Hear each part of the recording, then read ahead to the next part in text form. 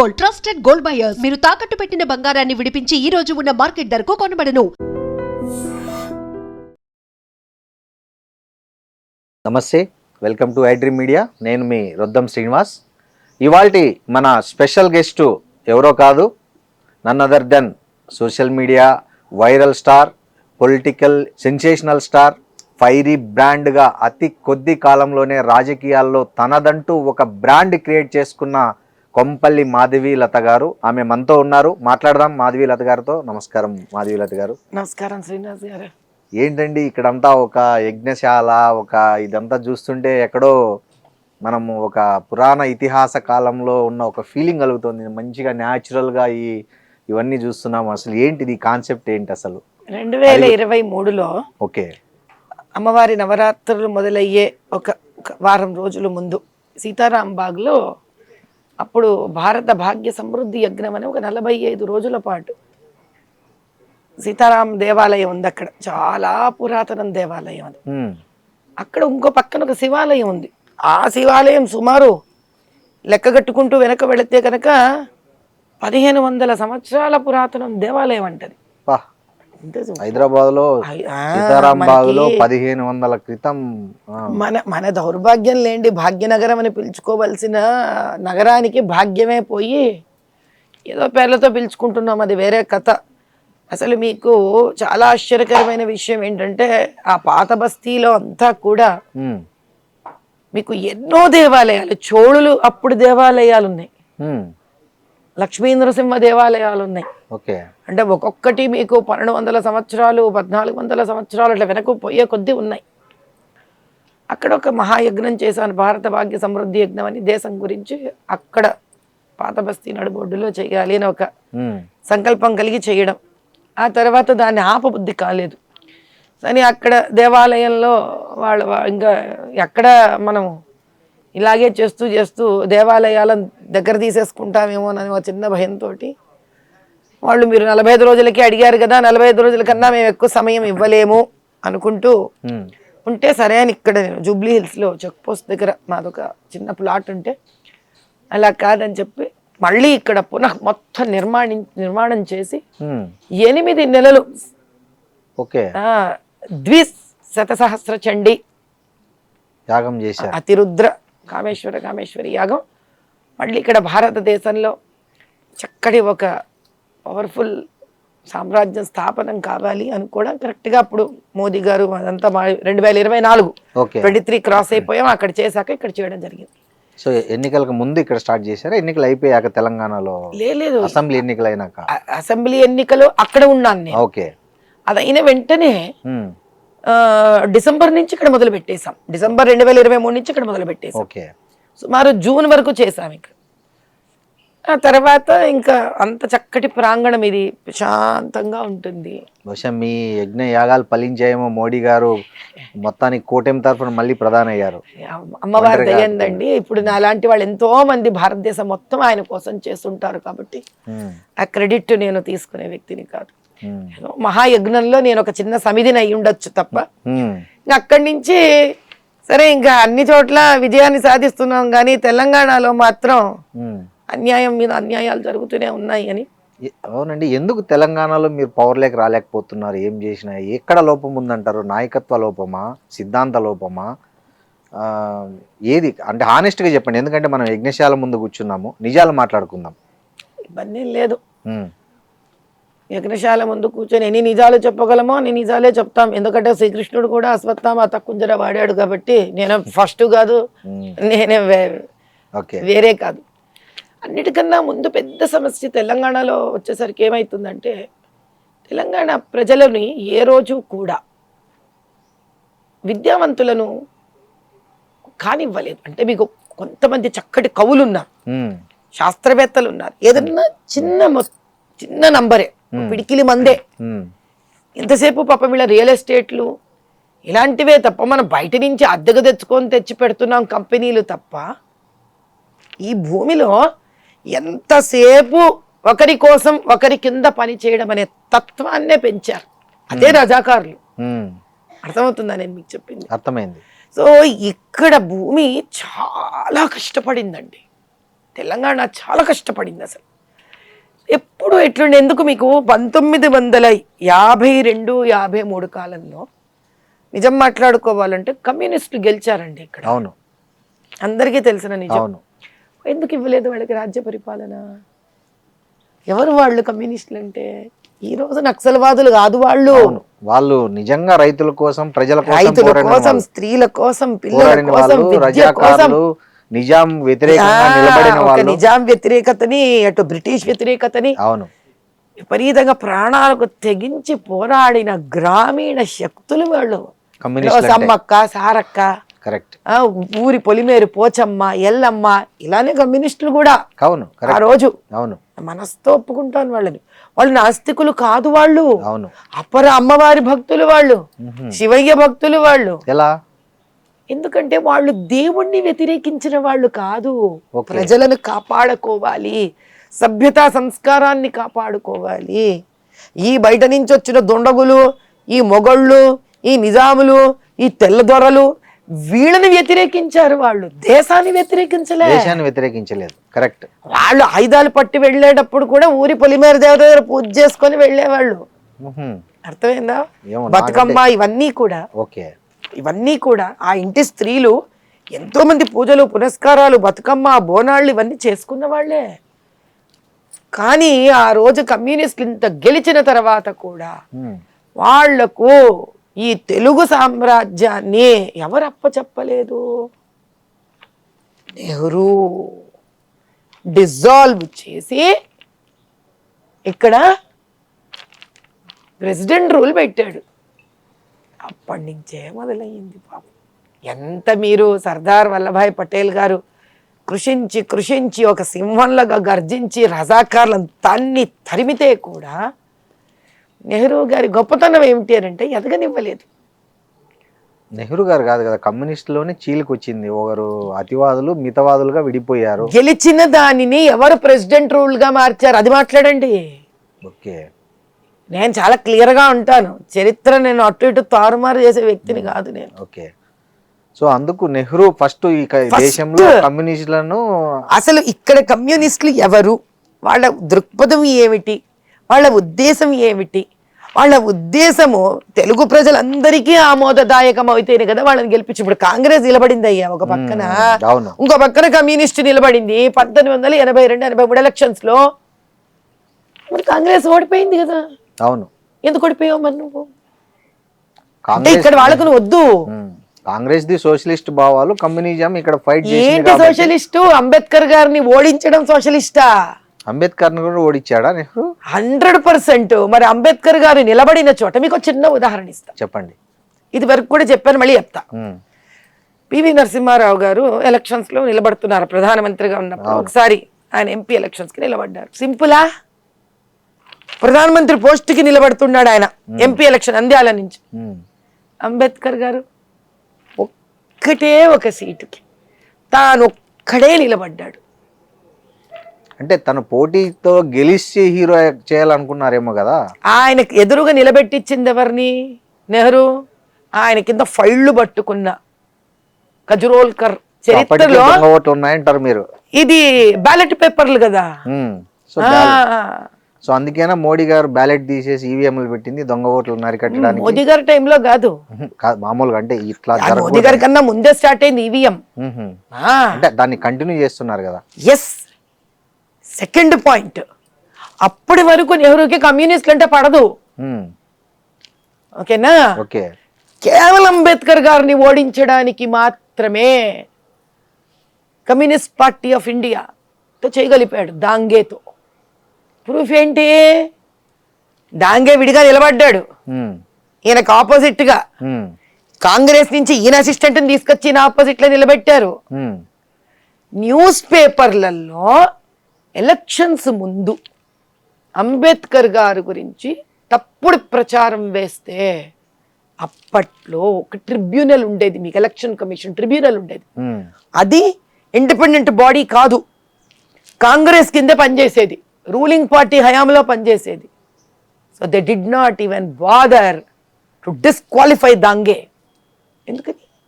కాదండి, నెహ్రూకు అంబేద్కర్ మీద ఇంత వ్యతిరేకత ఉంటే అతన్ని రాజ్యాంగానికి దానికి ఎందుకు అధ్యక్షుని చేస్తాడు? ఆయన రాసిన రాజ్యాంగాన్ని ఎందుకు చేసుకుంటాడు? అతను ఎవడు కాదు ఆమోదించడానికి. అయితే మీరు చరిత్ర చదువుకొని రావాలి, అదే మాట్లాడ నెహ్రూ ఎవడండి ఆమోదించడానికి?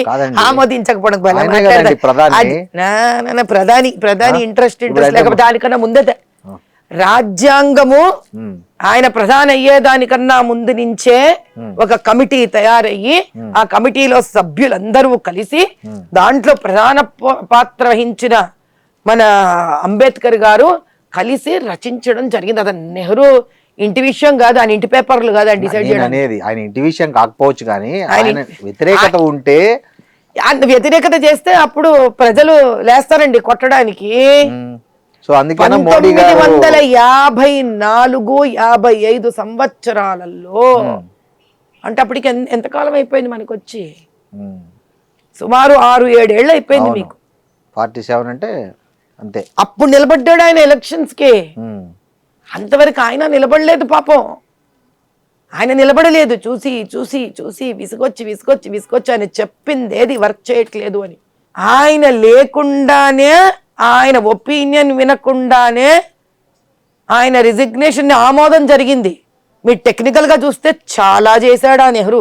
ఓకే, కాబట్టి ఇప్పుడు దాని గురించి మాట్లాడితే మనకు టాపిక్ ఇంకో దిశగా, చరిత్ర మీద ఒక రోజు మనం మాట్లాడుకోవచ్చు కావాలంటే. ఇప్పుడు వర్తమాన రాజకీయాల మీద కాబట్టి నేను అనేది ఆ రోజు నుంచి కూడా తెలంగాణలో భారతీయ జనతా పార్టీ ఎందుకు ఎదగలేకపోతుంది అదే చెప్తున్నాను. అప్పటి నుంచి ఒక నెహ్రూ కాంగ్రెస్ పరిపాలనలో స్వచ్ఛంగా ఉన్నది, స్వేచ్ఛగా ఉన్నది, అహింసావాదాన్ని తన వాళ్లతో చెయ్యని ఒక చక్కటి దృక్పథంతో ఉన్న కమ్యూనిస్ట్ని చంపేశాడు. అక్కడి నుంచి తీవ్రవాదం మొదలైంది.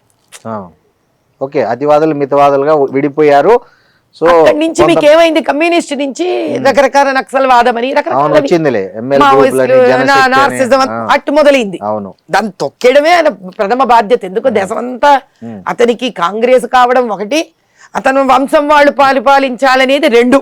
ఈ రెండు సరే. నెహ్రూ కరెక్ట్, అది కాదు మీరు వినాలి. దాన్ని తెలియాలంటే మరి ఓపిక ఉండాలి మీకు.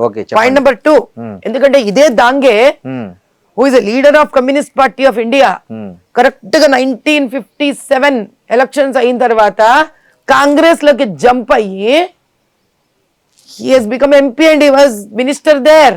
ఓకే, ఈ కనెక్షన్స్ అన్ని చూసుకోవాలి మీరు. ఇప్పుడు మనకు బీజేపీలోకి చాలా మంది వచ్చినట్లు వేరే వేరే పార్టీల్లో సిబిఐ ఈడీ కేసులు ఎదుర్కొని, అంటే వాళ్ళని మనం ఎవరి ముందు కూడా నిలబెట్టించలే. ఎప్పుడు ఎలక్షన్స్ కి అంబేద్కర్ ని ఓడించడానికి నిలబెట్టించిన దాంగే ఎవరైతే ఉన్నాడో, ఈ దొంగ ఓట్ల ప్రచారము ప్లస్ దొంగ ఓట్లు వాడుకోవడము ప్లస్ ఈ అంబేద్కర్ గారి మీద ఏదైతే న్యూస్ పేపర్ల మీద తప్పుడు ప్రచారం వేయించాడో పోషణ జరిగింది. ఎందుకని? First election petition of India file చేసింది అంబేద్కర్ గారు. ఆయన రాజ్యాంగం చూసి ఆయనే ఆశ్చర్యపోయినాడు. నేను రాసిన రాజ్యాంగమే నన్ను కాపాడుకోలేకపోయింది అని. ఆయన ఎప్పుడైనా BBC ఇంటర్వ్యూ చూడండి, నేను పబ్లిష్ కూడా చేశాను నా ఇన్స్టాగ్రామ్ లో. ఎడ్ల బండిని చూసి బుర్ర ఉపయోగించకుండా దాని వెనక పరిగెత్తి ఓట్లు వేస్తున్నారు అనుకున్నాడు ఆయన. పాపం నా టైపే. నేను ఫస్ట్ టైం ఓడిపోయినప్పుడు ఎలా ఓడిపోయానో అంబేద్కర్ గారికి తప్పలేదు. నేను ఎంతటి దాన్ని అనుకున్నాను ఆ రోజు. అయ్యా మీ అడుగు జాడల్లోనే ఉన్నాను, మీరు బాధపడకండి, నేను కూడా ఇక్కడే ఉన్నాను, మీ టైప్ లోనే బాధపడుతున్నాను ఇక్కడ. ఎందుకు చెప్తున్నాను ఈ విషయం అంటే, ఒక ఎలక్షన్ వ్యవస్థను కరప్ట్ చెయ్యడం ఆ రోజు నుంచే నాంది. First point.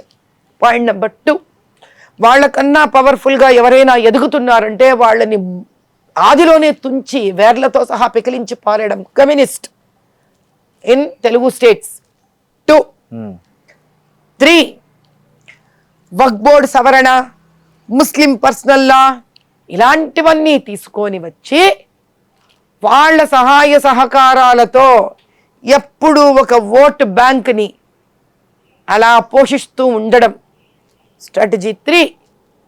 స్ట్రాటజీ 4, వాళ్ళని స్వేచ్ఛావంతులను చేసి వదలడం. ఎవరిని? ముస్లింలనో మైనారిటీలనో కాదు, ఈ ముస్లింలను మైనారిటీలను తొక్కి అణగదొక్కి మతం పేరిట వాళ్ళని హింస పెట్టి భయపెట్టించే ఆ మత పెద్దలు ఎవరైతే మత పెద్దలు ఉంటారో, రాజకీయ పెద్దలు ఉంటారో వాళ్ళని మాత్రమే పోషించడం. అర్థమైంది. సో ఇలా ఎప్పుడైతే ఒక వ్యూహం జరిగిందో, రచనాత్మక వ్యూహం ఎప్పుడైతే జరిగిందో, ఈ వ్యూహంలో అన్నిటికన్నా ప్రథమమైంది, ఇంతకన్నా బలీయమైన కారణం అని తెలుసుకోవాల్సింది ఏంటంటే, ఎంతో మంది దేశవ్యాప్తంగా ఈ అన్ని రాష్ట్రాల నుంచి ఎంతో మంది యోధులు, స్వతంత్ర పోరాటం చేసిన వాళ్ళు, స్వాతంత్ర పోరాట వీరులు దేశం స్వాతంత్రం వచ్చినప్పుడు ఉన్నారు. వీళ్ళ కూటమితో కలిసినదో వచ్చినదే Congress party. So Congress has local stand and stands in every state. అర్థమవుతుందని మీకు చెప్పింది. మీరు ఆంధ్ర తెలంగాణకు వచ్చారనుకోండి, సమైక్య ఆంధ్రాకి వచ్చారనుకోండి, టంటూరి ప్రకాశం పంతులు గారు, ఇక్కడ వాళ్ళు రకరకాల తెలంగాణ నుంచి ఐలమ్మ, ఇలా రకరకాల వేరే వేరే పోరాటం వాళ్ళందరూ వాళ్ళతో ఉన్నారు. మీరు అలా ఇక్కడికి వచ్చారనుకోండి, ఎక్కడ తమిళనాడుకి వచ్చారనుకోండి, అక్కడ పోరాట వీరులు వాళ్ళతో ఉన్నారు. కర్ణాటకకు వచ్చారండి, పోరాట వీరులు వాళ్ళతో ఉన్నారు. అంటే మళ్ళీ కేరళకు వచ్చారు, పోరాట వీరులు వాళ్ళతో ఉన్నారు. So they didn't have language barrier. ఏ కాంగ్రెస్ లో అయితే వాళ్ళు చేరిన తర్వాత అది పేట్రియాటిక్ నేషనలిస్టిక్ గ్రూప్ నుంచి పొలిటికల్ పార్టీగా కన్వర్ట్ అయ్యిందో, వాళ్ళ ఫస్ట్ అడ్వాంటేజ్ ఏంటి? అన్ని రాష్ట్రాల్లో వాళ్ళకి లోకల్ క్యాడర్ ఉంది. లోకల్ క్యాడర్ ఉంది. స్వతంత్ర పోరాటం క్యాడర్ మొత్తం షిఫ్ట్ అయ్యి పొలిటికల్ క్యాడర్ అయింది. కానీ బీజేపీకి అలా లేదుగా. మీకు నేననేది పూర్తి వినండి. ఇప్పుడు బీజేపీలో ఎవరైతే పెద్ద మనుషులు ఉన్నారో వాళ్ళందరూ హిందీ భాష మాట్లాడేవాళ్ళు. వాళ్ళు ఇక్కడ లోకల్ క్యాడర్ తెచ్చుకొని ఇక్కడ వ్యాపింపజేసి ఇక్కడ అవ్వడానికి ఇట్ టుక్ స్ట్రాటజికల్ టైం. ఎందుకంటే వీళ్ళందరికీ స్పష్టంగా అనర్గళంగా హిందీ మాట్లాడగలగాలి, వీళ్ళు వాళ్ళ భావాలను వీళ్ళు అర్థం చేసుకోగలగాలి, వీళ్ళ భావాలు వాళ్ళని అర్థం చేసుకోగలగాలి. ఎందుకు అసలు బీజేపీ ఎక్కడి నుంచి పుట్టిందండి? కాదండి, ఇప్పుడు బీజేపీ ఎక్కడి నుంచి పుట్టింది? కాదు, బీజేపీని తెలుగు ప్రజలు అర్థం చేసుకోకపోతే అన్నిసార్లు ఎంపీ సీట్లు కూటమి పొత్తులు పెట్టుకున్నప్పుడు అంతా గెలిపించారు కదా. ఇక్కడ మీకు 3 వచ్చాయి. అంటే కాంగ్రెస్ ఈ రోజు దాకా వేసిన వలయం, ఈ వలయంలో తెలుగు రాష్ట్రాలు ఎలా ఇరుక్కున్నాయి, ఎస్పెషల్లీ తెలంగాణ ఎలా ఇరుక్కుంది. నైజాం సర్కార్లో మీకు ఆంధ్ర బెల్ట్ ఎక్కువ ఇరుక్కోలా. నైజాం సర్కార్లో మీకు తెలంగాణ, నార్త్ కర్ణాటక బార్డర్స్, మహారాష్ట్ర, దక్కన్ భూమి అంటారు దీన్ని. అవును, ఇది ఇరుక్కుంది బాగా. ఇక్కడ ఎవరి రాజ్యం ఉంది? కాదండి, ఇప్పుడు ఇక్కడ ఎవరి రాజ్యం ఉంది? కాంగ్రెస్ వాళ్ళ నిజాం రాజ్యం. తర్వాత నిజాం రాజ్యం నుంచి ఇది వెళుతూ వెళుతూ కాసిం రజ్వీకి చేతికి ఇస్తే, కాసిం రజ్వీ వెళుతూ వెళుతూ ఎవరి చేతికి ఇచ్చాడు? ఎంఐఎం చేతికి ఇచ్చాడు. Understand the connections. ఇది అంత ఈజీగా మనం ఓ నిమిషంలో తేల్చి అవతల పారేసే విషయం కాదు ఇది. నేను ఏమంటానంటే, వీళ్ళని ఇక్కడ డీప్ రూట్ చేసింది ఎవరు? ఏ రోజు ఎప్పుడూ కూడా నెవరు వేసిన పన్నాగం ఏంటి? మైనారిటీస్ అనుకుంటూ మైనారిటీ అధిపతులని, రాజకీయ అధిపతులని. అయితే ఇట్స్ హ్యూజ్ ట్రాప్. ఈరోజు మనం ఏదో సడన్ గా వచ్చి ఓ బీజేపీ, ఓ మోదీ గారు ఓ పేరు మీద మాట్లాడి ఈ పేరుతో ఎందుకు మీరు గెలవట్లేదు అంటే, ఇది నిన్ననో ఈ రోజు వేసిన వ్యూహము కాదు, నిన్ననో ఈ రోజు ఆలోచిస్తే వచ్చిన రాజకీయము కాదు. అంతెందుకు, నాదే మాట్లాడదాం. ఒకళ్ళ గురించి నాకెందుకు? నేనేం రోజు చూడట్లే వాళ్ళ జీవన విధానం, నాది నేను మాట్లాడుకుంటాను. ఎంపీ ఎలక్షన్స్ 2024 మీకు ఒక ఎలక్షన్ కమిషన్ ఎలా పనిచేస్తుంది? ఢిల్లీలో తన వాళ్ళు వచ్చి ఇక్కడ పనిచేయరు, ఇక్కడ వాళ్ళు తన కోసం పనిచేస్తారు. అవును, ఎంత ఒప్పుకుంటారా మీరు? అవును. ఇక్కడ ఉన్న వ్యవస్థ ఏదైతే సిస్టమ్ ఉంటుందో, ఈ సిస్టమ్ 2-3 నెలలకి అటాచ్ అయ్యి వాళ్ళతో పనిచేస్తారు. అలాంటప్పుడు వాళ్ళకి నేను ఒక కంప్లైంట్ మొత్తం కట్ట పంపించడం జరిగింది ఢిల్లీకి. వాళ్ళు ఏం చేశారు, అక్కడి నుంచి వాళ్ళు ఇక్కడికి రాశారు. ఇక్కడ కలెక్టర్కి, అప్పుడు దిదెన్ సిఇఓ ఆఫ్ ఎలక్షన్స్ కమిషన్ కి ఇక్కడ పంపించారు. వీళ్ళ బాధ్యత ఏంటి? వీళ్ళు జిహెచ్ఎంసీకి అందరికీ పంపించారు. అందరికీ పంపించడం జరిగితే నాకు చాలా రోజులకి కంటిన్యూస్ ఫాలోఅప్ తర్వాత ఒక లెటర్ వచ్చింది. ఆ లెటర్లో ఏమని ఉందంటే, మేము వీళ్ళకి పంపించాము, మేము అన్ని తగు చర్యలు చేస్తున్నాము, కానీ జిహెచ్ఎంసీలో ఏదైతే కొన్ని ఇండ్ల నంబర్లు లేనివి మార్పిళ్ళు ఏవైతే జరిగాయో, మీరు లేని ఇండ్లు ఏవైతే ఉన్నాయి అని అంటున్నారు. మీ లెక్క ప్రకారం మీరు సుమారు 36,000 చిల్లర్ల ఇండ్లు ఇచ్చారు వీళ్ళవి. ఇప్పుడు మేము వీటిల్ని ముట్టుకోలేము, ముట్టుకోదలుచుకోలేదు అని ఇక్కడ స్టేట్ నుంచి నాకు ఆన్సర్ వచ్చింది. ఓకే, అంటే 36,000 మాత్రం పడిపోతాయి ఓట్లు, మీకు అవన్నీ ఏదో పడనట్టు. సరే, పెద్ద మనుషులు, మీకు బ్యూరోక్రసీ, మనం ఏది ఇస్తుందే విందాం, పంపించారు నాకు. Very good. సరే, నాకు అర్థమైంది ఇంకా వీళ్ళేం చేయదలుచుకోలేదని. ఆ తర్వాత ఓట్లు డిలీట్ చేశాము, దొంగ ఓట్లు తీసేశాము. ఈరోజు ఆ ఎస్ఐఆర్ వాల్యూ ఏంటో మీకు చెప్తా, ఓకేనా? ఇక్కడ వీళ్ళందరూ కలిసి ఆ రోజు మీరు తీస్తే పెద్ద మనుషుల పేర్లన్నీ ఉన్నాయి. ఇప్పుడు ఎందుకు ఆ బ్యూరోక్రాట్స్ పేర్లు నేను తీసుకున్నా ఒకటే, తీసుకోకపోయినా ఒకటి, దానికి ఏం విలువ లేదు ఈరోజు. ఇంకా మేము ఇన్ని ఓట్లు డిలీట్ చేశాము అన్నారు. మరి డిలీట్ చేసిన ఓట్లు నాకు ఇవ్వండి షీటు, ఏవి డిలీటెడ్ అయ్యాయి అంటే లాస్ట్ మినిట్ వరకు ఇవ్వలేదంటే మమ్మల్ని ఒక చిన్న విండోలో పెట్టడానికి అవును ఇచ్చారు. ఇస్తే నేను చెక్ చేస్తే అన్ని ఎలిజిబుల్ లీగల్గా ఉన్న ఓట్లని డిలీట్ చేసి పారేసి ఎవరైతే యాక్చువల్లీ డిలీట్ చేయాల్సిన ఓట్లు ఉన్నాయో అవి డిలీట్ అవ్వలేదు. ఎవరు బాధ్యులు దీనికి? ఎన్నికల కమిషనే బాధ్యులు. ఎవరంటే స్టేట్ లెవెల్లో ఉన్న ఎలక్షన్ కమిషన్ బాధ్యులు, సెంట్రల్ ఎలక్షన్ కమిషన్. మరి ఈ స్టేట్ లో పనిచేసే పెద్ద మనుషులు బ్యూరోక్రాట్స్ 2 నెలల ముందు ఎక్కడ పనిచేశారు, 2 నెలల తర్వాత ఎక్కడ పనిచేశారు? బీఆర్ఎస్ లో చేశారు, కాంగ్రెస్ లో పనిచేస్తున్నారు, ఈ రోజు కాంగ్రెస్ లో పనిచేస్తున్నారు. ఫినిష్డ్. వాళ్ళ దేశానికి పనిచేయలా, వాళ్ళు ఎన్నికబడ్డ పవర్ లో ఉన్న పార్టీకి పనిచేశారు. మిమ్మల్ని ఇంకా ముందుకు వస్తాను, ఇంకా ప్రూఫ్ ఇస్తాను మీకు. Without proofs Madhavi Latha will never speak. Okay, ఆ రోజు నేను బురకా ఎత్తేసాను, గందరగోళం చేశాను. అసలు మామూలుగా మనం ఒక ఎఫ్ఐఆర్ వేయమంటే అసలు రోజుల తరబడి ఎఫ్ఐఆర్ అయ్యారు వీళ్ళు.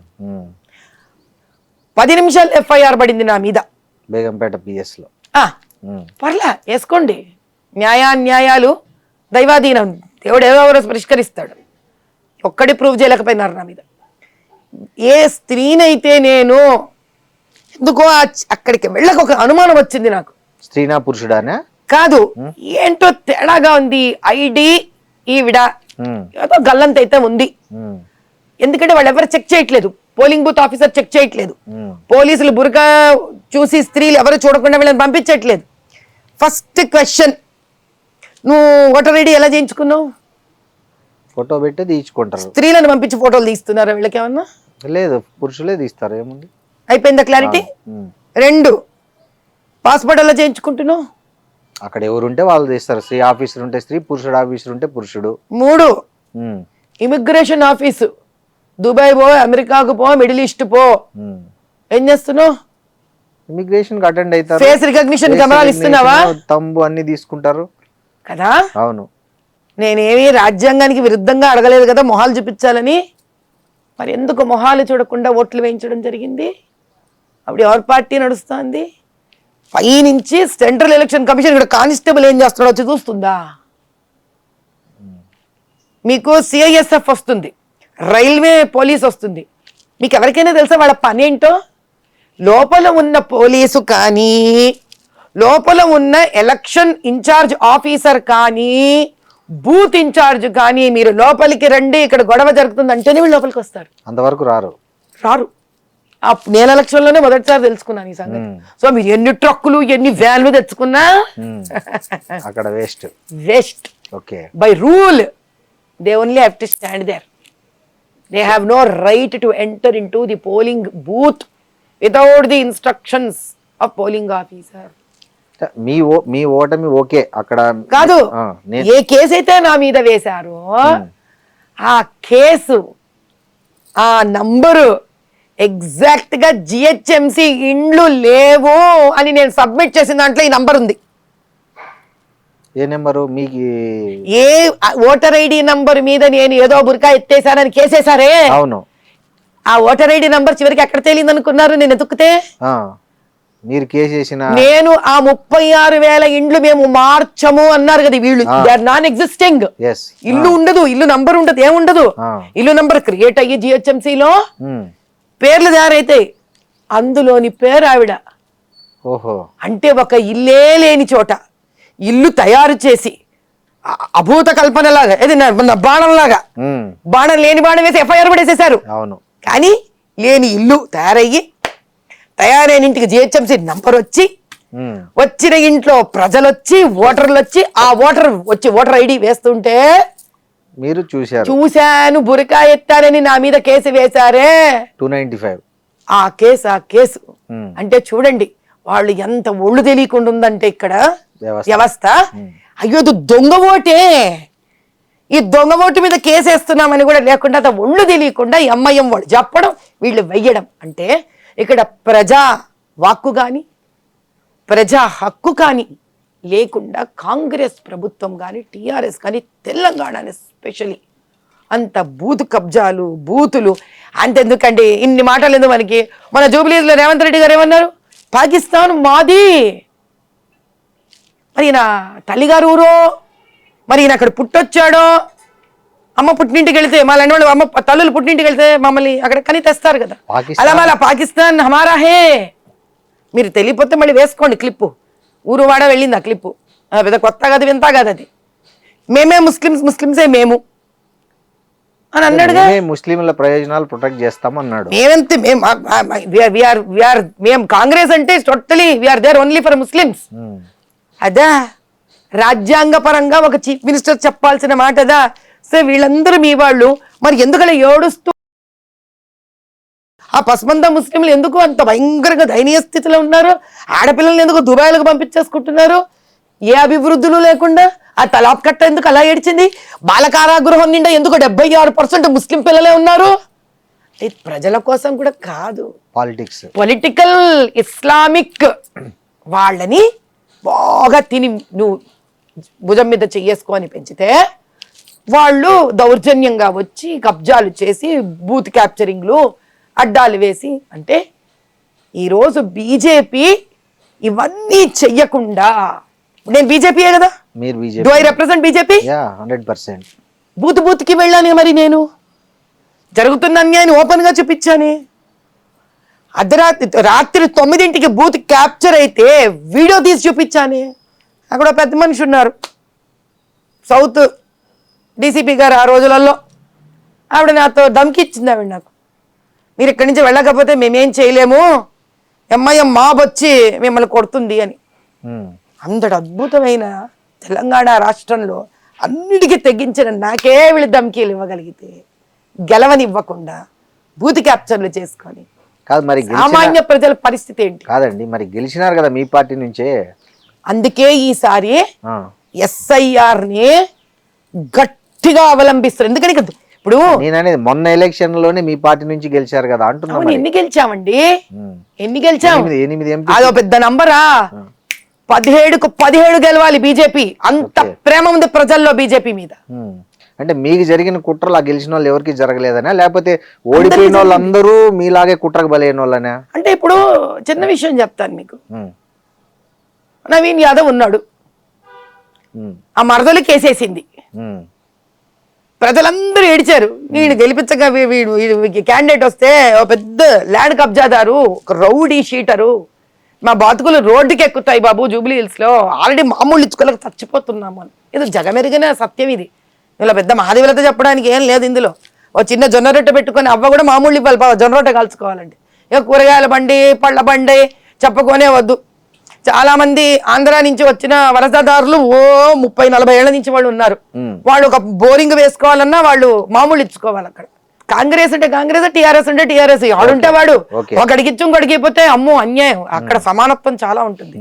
బోరబండ స్కూల్కి వెళ్ళండి, ఆ పక్కన ఉన్న గవర్నమెంట్ స్కూల్కి వెళ్ళండి, ఆ తెలంగాణ పిల్లలు ఎస్సీలు పాపం ఎస్టీలు ఆర్థికంగా వెనుకబడ్డ వాళ్ళు ఏమున్నాయి ఆ స్కూళ్ళల్లో? పిల్లలు ఎప్పుడు గంజాయి, జర్దాలు, గుట్కాలు, మందు కొట్టడం. పేరుకే జూబ్లీ హిల్స్ కానీ మొత్తం స్లమ్మే కదా, మురికివాడలు, పేదరికము. పేదరికం అంటే ఏమిటి? నో డెవలప్మెంట్ అంటే ఏంటి?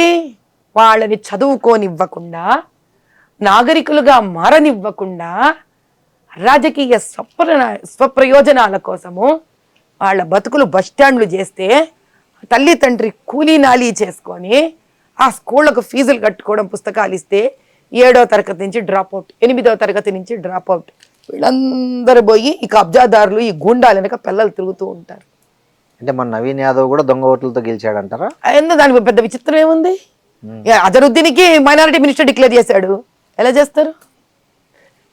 అంటే నీకు మైనారిటీ కావాలి, మరి ఎస్సీ ఎస్టీ బీసీలు ఏమవ్వాలి? ఈ బీసీ నినాదం ఏంటి పక్క నుంచి? మరి క్యాండిడేట్ బీసీ కదా, అయితే సరిపోయిందా? క్యాండిడేట్ బీసీ అయ్యి మేము ముస్లింలకు, పాప ముస్లిం అనకూడదు అంటే పాప సార్ వాళ్ళు ఏదో అన్నట్టుగా భావన ఉంటుంది నాకు. ఎంఐఎంకి ఒక బొందలగట్ట కట్టిస్తా, ఎంఐఎం నవీన్ యాదవ్ ఎంఐఎం నుంచి వచ్చాడుగా, అంతకుముందు పోటీ ఇంకా కాంగ్రెస్ ఎవరు లేరా? ఇంకెవరు లేరా? చాలా మంది పోటీ పడ్డారు. కాంగ్రెస్ నుంచి ఎంతమంది రిక్వెస్ట్ చేశారు కదా, అయ్యా మాకు టికెట్ ఇయ్యని. పీజీఆర్ కొడుకున్నాడు, అంజన్ కుమార్ యాదవ్, పెద్ద వాళ్ళు ఉన్నారు, ఏ మాట కామాటికి మంచి రాజకీయ బ్యాక్గ్రౌండ్ పెట్టుకున్న వాళ్ళు ఉన్నారు. మీరు మాకు వాళ్ళకి ఎందుకు ఇవ్వలే? వద్దు, మాకు ఎంఐఎం కావాలి. ఎందుకో 100 మంది గుండాలను సప్లై చేస్తుంది, అది బూత్ క్యాప్చర్లు చేస్తుంది, కబ్జాలు కొడుతుంది, రిగ్గింగులు కొడుతుంది, అయిపోయింది. ఎంతసేపు ఇదే ధోరణి. ఫత్వాలేంటి? ఫత్వాలేంటి మరి? అసలు ఫత్వాకి రాజ్యాంగానికి ఎలక్షన్కి కనెక్షన్ ఎట్లా ఉంది? వాళ్ళు ఫత్వా జారీ చేస్తారు. యాంటీ కాన్స్టిట్యూషనల్ కాదా ఇది? How are you allowing? Religion ఎందుకు వస్తోంది ఇక్కడికి? మతానికి రాజ్యాంగానికి ఏంటి సంబంధం? మతానికి ఎలక్షన్కి ఏంటి సంబంధం? ఇప్పుడు దేశంలో అదే కదా జరుగుతున్నది. ఒక వ్యక్తి ఫత్వా తీయడం అంటే ఏంటి? మేము ఏ రోజు ఎవరికి చెప్పలేదే హిందూకి నువ్వు కాంగ్రెస్కి ఓటేయకని చెప్పలేదే హిందూకి వెళ్ళి. ఏ మఠాధీశుడి నుంచో అయోధ్య నుంచో మేము లెటర్లు తీసుకొని రావట్లేదే, శాసనాలు ప్రింట్ చేసుకొని రావట్లేదే. మీరు మధ్యలో కూర్చొని శాసనాలు ప్రింట్ చేసి ఫత్వాలు బయట తీస్తారు మీరు. అంటే ప్రజలు ఎక్కడో మతం అనే పేరుతో భయపెట్టిస్తున్నారా లేదా? గౌలిగూడ చమన్ దగ్గర రోడ్డు వైడనింగ్లో సుమారు 20 ముస్లింలు ఇండ్లు ఉన్నాయి. మీకు మేము కాంపన్సేషన్ ఇస్తామన్నారు. వాళ్ళు పాపం భయపడి మొత్తానికి ఇచ్చారు. చివరికి ఇది వక్ఫ్ ల్యాండ్ మీకు ఇయ్యక్కర్లేదని చెప్పారు. గట్టిగా పోరాడి ఇద్దరికి ఇచ్చారు. మీద 18 మంది ఈరోజు ఏడుస్తూ కొట్లాడుతూనే ఉన్నారు దానికోసం సైలెంట్గా. ఎందుకు బయటికి రాలేరు? భయం. ఇది కాంగ్రెస్ పరిపాలన. ఇంత దానిలో నుంచి నేను ఏదైతే కొత్తగా వచ్చిన స్త్రీ, పొలిటికల్ ఫ్యామిలీ కాదు, ఏ బ్యాక్గ్రౌండ్లు లేవు, పోరాడితే దీనివల్ల వచ్చిన ఒక చిన్న ప్రయోజనం ఏమిట్రా అంటే, ధైర్యం చేసి ఇప్పటి వరకు ఎవరు వెళ్ళని ప్రాంతాలకు వెళ్ళి అక్కడ బోగసింగ్ ఎలా జరుగుతుంది. ఇప్పుడు నేను గొడవ పడిన తర్వాతే కదా బీహార్లో వాళ్ళు ఫేస్ మాస్క్ ఉండకూడదు అన్నారు, ఉత్తరప్రదేశ్లో ఫేస్ మాస్క్ ఉండకూడదు అన్నారు, తెలియాలి మాకెవరో అన్నారు. అంటే ఒక ఆలోచన మారింది. మొన్నసారి ఎలక్షన్ కమిషన్ నమ్మింది వీళ్ళని, ఈసారి ఏం చేస్తుంది? ఈసారి నమ్మదలుచుకోలేదు. అందుకే ఎన్ని ఓట్లు డిలీట్ అయినాయి తమిళనాడులో, ఇప్పుడు వస్తుంది తెలంగాణకి కూడా. ఇంతకాలం ఎలక్షన్ కమిషన్ ఏం చేసింది? నమ్మింది. సార్ ఇంప్లిమెంట్ అయినాక తెలంగాణలో బీజేపీ గెలుస్తుంది అంటారు. 2029 100% బీజేపీ ప్రభుత్వం ఇక్కడ ఫామ్ అవుతుంది. 100% ఎంపీకి గెలుస్తుందా? అవన్నీ నాకు అనవసరం. నాకు తెలంగాణలో ఈ దుర్మార్గ దౌర్జన్య దుష్ట లంచగొండి రాజకీయ పార్టీలు వెళ్ళిపోతే, మోదీ గారి ఆధ్వర్యంలో తెలంగాణ సుభిక్షంగా ఉంటే చాలు. నాకు టికెట్ ఇచ్చినా పర్లేదు, నాకు టికెట్ ఇవ్వకున్నా పర్లేదు. అంటే ఏంటి అప్పుడే విత్డ్రా అయిపోతున్నారు పాలిటిక్స్ నుంచి? ఇచ్చినా పర్వాలేదు, ఇవ్వకున్నా పర్వాలేదు అంటే దాన్ని విత్డ్రా అన్నారు నాయన. వ్యామోహం లేకపోవడం అంటారు. అట్లా కాదండి, మీరు ఫైటరు ఫైట్ చేశారు, నేను ఫైట్ చేస్తూనే ఉంటాను. మీరు ఆ ఫలితం సాధించే వరకు ఎందుకు ఫైట్ చేయకుండా మధ్యలో ఆపేస్తున్నారు? మీరు అదే చెప్తున్నాను, మీకు భాష అర్థం కావట్లేదు శ్రీనివాస్ గారు. నా స్టేట్మెంట్ మళ్ళీ వినండి. నేను ఇచ్చినా ఇవ్వకపోయినా లేదు. మీరు ఏమనాలంటే నేను ఇయ్యాలి, నేను రావాలి, నా మేనమామ సొత్త పార్టీ నాదా బలి చెప్తారు మీరు. పార్టీ అధిష్టానం నిర్ణయిస్తుంది. మీకంటే బలమైన అభ్యర్థి వాళ్ళు నిర్ణయించుకోవాలి, నేను కాదు. నా పని ఒక తెలంగాణ పౌరురాలిగా తెలంగాణలో స్వచ్ఛమైన రాజకీయాలు రావడం కోసం పోరాడడం నా పని. అంతే. గెలవడం గెలవకపోవడం, పోటీ చేయడం చేయకపోవడం కాదు. గెలవడమో గెలవకపోవడమో అనేది పోటీ చేస్తే వస్తుంది.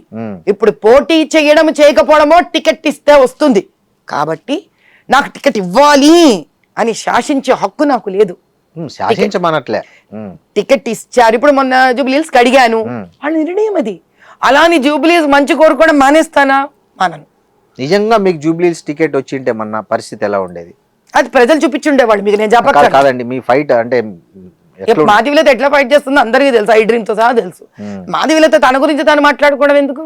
సో మొన్న అసలు థర్డ్ ప్లేస్ వచ్చారు, ఎట్లా అనిపించింది జూబ్లీస్ లో? చాలా బాధ వేసింది.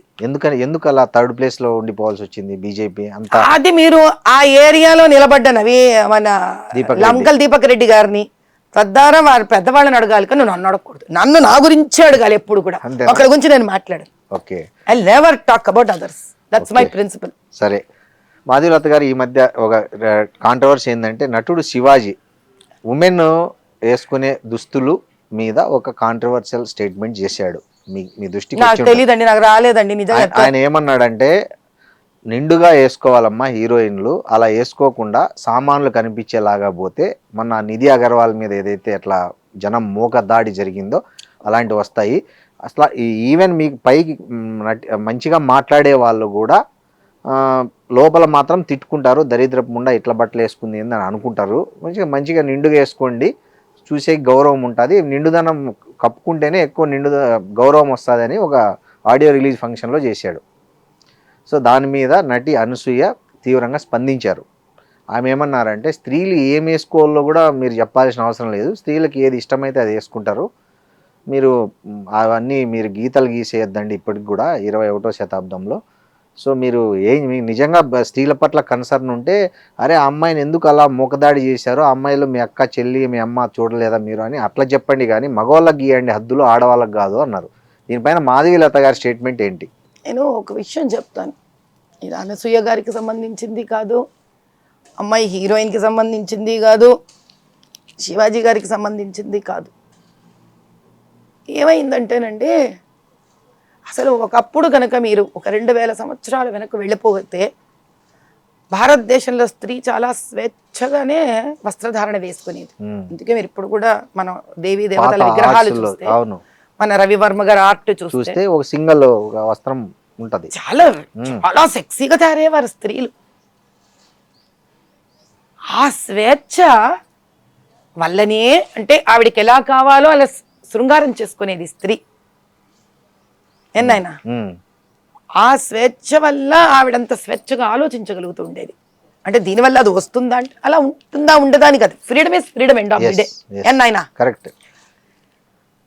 నగలు వేసుకునేది, ఆ చక్కటి నడుము వంపులతోటే చక్కగా చీర కట్టేది. చీర అంటే ఇప్పుడు చీర కాదు, యాక్చువల్లీ గోచి తీసి కట్టేది.